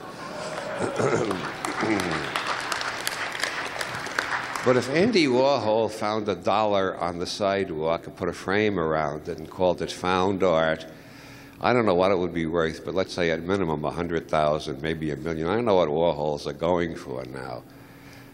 Now, how does it change from being worth $1 to $1 million just because Warhol put a frame around it? Well, because he's got the status in the art community. But would it make any difference at all whether the dollar he found was printed by the Federal Reserve or by the Mafia or by you and me in our basements? I don't know, would it? I don't know. Money is the Schrodinger's cat of economics.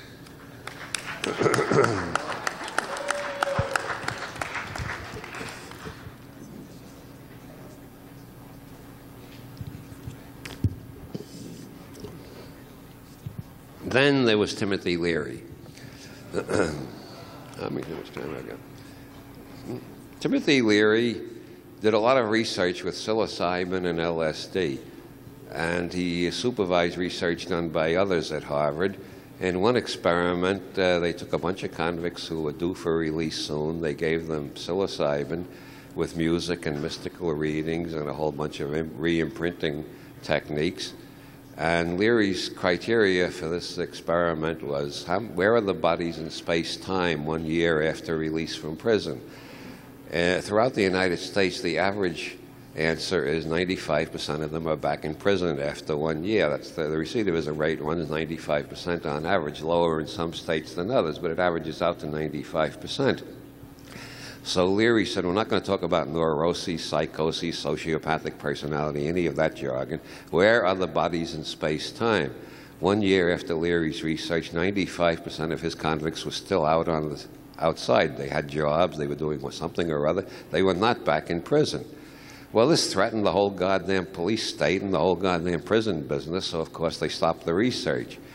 Meanwhile, Leary did another study, or he supervised a study by Andrew Weil, in which a bunch of theology students were given LSD on Good Friday in a church.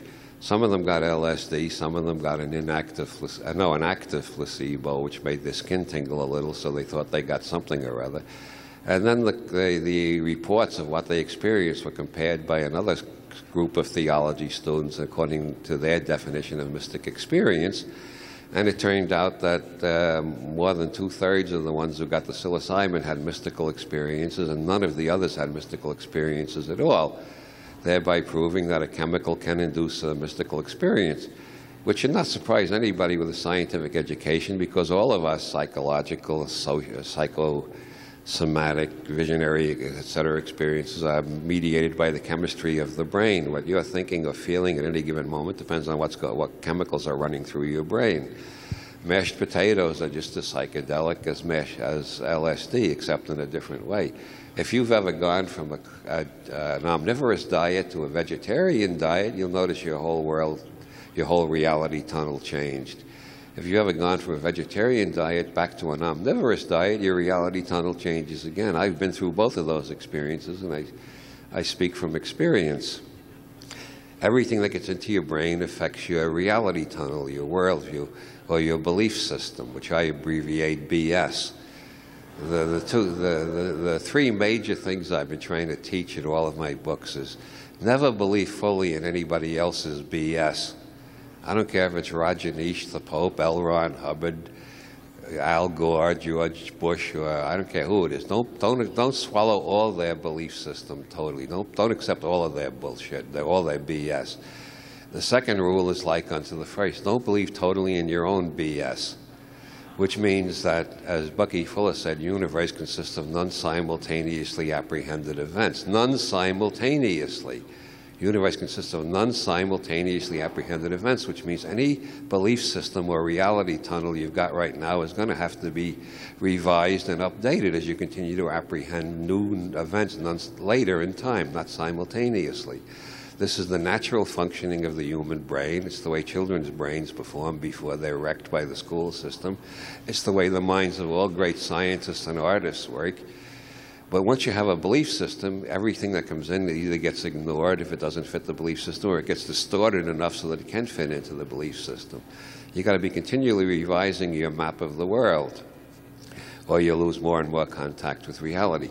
Anybody who has a belief system which covers the whole universe, that would be the Roman Catholics, Orthodox Islam, the Scientologists, psychop, the Marxists, the objectivists, and most of the assholes you meet on the street. What has happened is their brain has stopped receiving new signals. Or to the extent that new signals do get in, they all have to be edited to fit into the belief system. If they don't fit the belief system, they get repressed one way or another, like the doctors can't hear the baby screaming while they circumcise them. I lost track of where I was going with that thought. You know, I found a new way to get high and stay spaced out for hours on end, and the government can't stop me. It's called senility. Yeah, really. There are four major signs of this. One is increase of long-term memory. I can walk to the kitchen, and on that walk, I can remember things that went on in kindergarten, including a fight I had with a kid named Billy Batson who had blonde hair. I remember the blonde hair as well as the name. I remember another fight I had with a kid named Alan Smith. I remember there was a girl in my class named Ursula Yard who had very black hair, but chiefly I remember her because the name Ursula Yard seemed like a character out of Dickens. I thought it was a wonderful name. And I can remember all those sorts of things like that going. I can remember things happened when I was 2 years old. And the second effect of senility is that when I get to the kitchen, I can't remember what I was going there for. And I forget what the third one is. And the fourth one is I don't give a fuck anymore. As you can see by the things I've been saying tonight. Actually, I've been saying daring, satirical, sarcastic, sardonic, subversive, and dangerous things for a long time, but I'm getting much more uninhibited since my wife died. I suddenly realized if they throw me in jail, nobody's going to be hurt but me. And what the hell does it mean at my age? At my age, nobody's going to want to rape me. I'm not the, you know, they like young boys.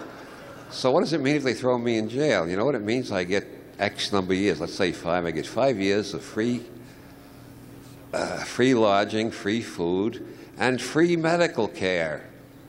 That's another of the wonderful things about this country that makes us unique.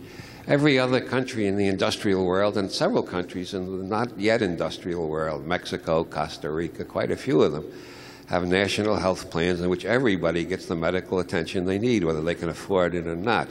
In this country, there are only 2 groups that are guaranteed medical attention, whether they can afford it or not. And they are the 2 professional criminal classes. That's the members of Congress and the people in our prisons. If you're in prison, you get all the medical care you need, whether you can pay for it, and the same thing in Congress. I don't know why the hell our society decided that only the nefarious felons should get free medical treatment and the rest of us can starve to death on the sidewalk outside the hospital without any treatment at all. But that's the kind of fucking crazy country we live in, isn't it?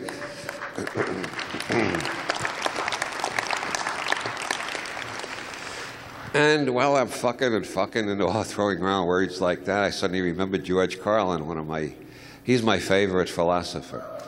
And I thought I would quote one of my favorite all-time lines from George Carlin. Why is it that all the women you see at anti-abortion rallies look like nobody would want to fuck them in the first place? I've noticed that for years, but it never came to consciousness until Carlin said it. By the way, Carlin not only has given countless hours of amusement and relief, he gives relief as well as amusement. There's a great relief in hearing somebody say on television the things that we're all thinking that we can never get into the mass media. Carlin has wormed his way in through years and years of building up his fan club to where HBO lets him on once a year and he can do his uncensored act just the way he does it on stage. And I really admire that. It took him years, it took him decades to get there, but now he can get up on television and say things like I just said. And that's a wonderful achievement. And the other thing, it's a great relief because we all suffer from a constant, not all of us, I mean just the people in this audience, I mean the people like us, our kind of people. We all suffer from this constant frustration that 99% of what we say can never be expressed in any of the major media. Carlin was a major relief. We could listen to him and say, by God, somebody actually said it and they didn't shoot him, they didn't hang him, they didn't cut his head off, they didn't throw him in boiling oil. there is some freedom of speech. Now with internet, we can all do it. We can't do it in a major media, but when you put up a website, you don't know how many people are going to look at it. 10, 1,000, 1 million, 20 million, you never know. Put up a website, you can say any goddamn thing you want. You can call. When I revise, I've been doing this in my email for the last couple of weeks. When I update my website, I'm going to put it in there too. I'm continually referring all through this year to the 2 leading candidates, if they turns out to be them, as the 2 lying bastards. I hope if I keep this on my website long enough, it'll get picked up. And if I got about 10 other lecture gigs this year, which I'm going to use that. I hope eventually the whole country will get into the habit of referring to Gore and Bush as the 2 lying bastards. I think that would be a great triumph for sanity and a victory over horseshit. And having been a member of the I used to be a member of the Neo-American Church. Oh, that's what that means? Oh, he was making obscene gestures at me, and I thought he wanted me to go to bed with him, and I did. You know, now he's telling me to wrap it up. Let's see. I did Saharasia. I did the AMA, or I did them in the eye. I did the Federal Reserve. I talked about the 2 lying bastards. What can I do to wrap all this up? Maybe. Oh, well. Well, you see, De Selby is a character in a novel by Flann O'Brien, and I admired, it's a novel called, as a matter of fact, he's in 2 novels by Flann O'Brien, but the one I love the best is The Third Policeman. And I couldn't resist putting he's only in the footnotes to that book. I put him in the footnotes to one of my novels. Then I started thinking, that's a tribute to Flann O'Brien. If a movie director does that, it's called an homage. You can lift all you want from Hitchcock, and it's called an homage to Hitchcock. You can lift anything you want from Orson Welles, it's an homage to Orson Welles. But in the literary world, that idea hasn't gotten across so much. I suddenly got afraid I might hear from the Flann O'Brien's estate someday. Fortunately, that book went out of print, and De Selby disappeared from my writings. He has been replaced by somebody of my own creation who has something similar with De Selby, but is uniquely himself. That's Professor Timothy F.X. Finnegan of the Sir Miles Nagopoline, Royal Sir Miles Nagopoline Astro-Anomalistic Society in Dalkey, just south of Dublin. And Professor Finnegan was the one who, by computer enhancement, proved that the face on Mars is Mo Howard, which thereby shows that Mo has had an influence on at least 2 planets. Since the Three Stooges went on television about 30 years ago, their old movies started getting reshown. Up to 30 light years away, Mo may be getting recognized on more and more planets where there are intelligent entities. Mo is the sort of the synecdoche or epiphany or ideogram, or he is the central image of patristic values. Mo is responsible for the ideas that if somebody doesn't understand something quickly enough, hit them over the head and they'll understand then. Or if they don't do what you want them to do, stick your finger in their eye. And he taught a lot of other lessons like that. He was also one of the funniest men who ever lived, I think. But besides that, Professor Finnegan founded the PsyCon, the Committee for Surrealist Investigation of Claims of the Normal, of which I am the American CEO. We are offering $1 million to anybody who can produce a totally normal human being, or an average sunset, or a typical Beethoven symphony, or an average playmate of the month. We want something that's totally average in all respects. It can't be found. It only exists in mathematical abstraction. As Joyce said, the state is concentric, but the individual is eccentric. Nobody is quite the well-regulated robot our leaders want us to be. And I guess that leads up, we're not talking any more about Professor Finnegan's great discoveries. I think I will close up with my latest thoughts about the lying bastards. They are spying on us more and more. They're snooping on us more and more. They're stealing more and more of our property all the time. They don't even have to prove we're guilty of a crime. They just have to accuse us. They could take our houses, our cars, our boats, any damn thing we own, our computers, anything. And we're getting more and more recalcitrant, which means that makes them nervous, so they're spying on us more and more and worrying about us. I think the only solution to the American political problem is if the government goes somewhere else, finds a more docile and submissive people and governs them and leaves us the fuck alone. And thank you very much.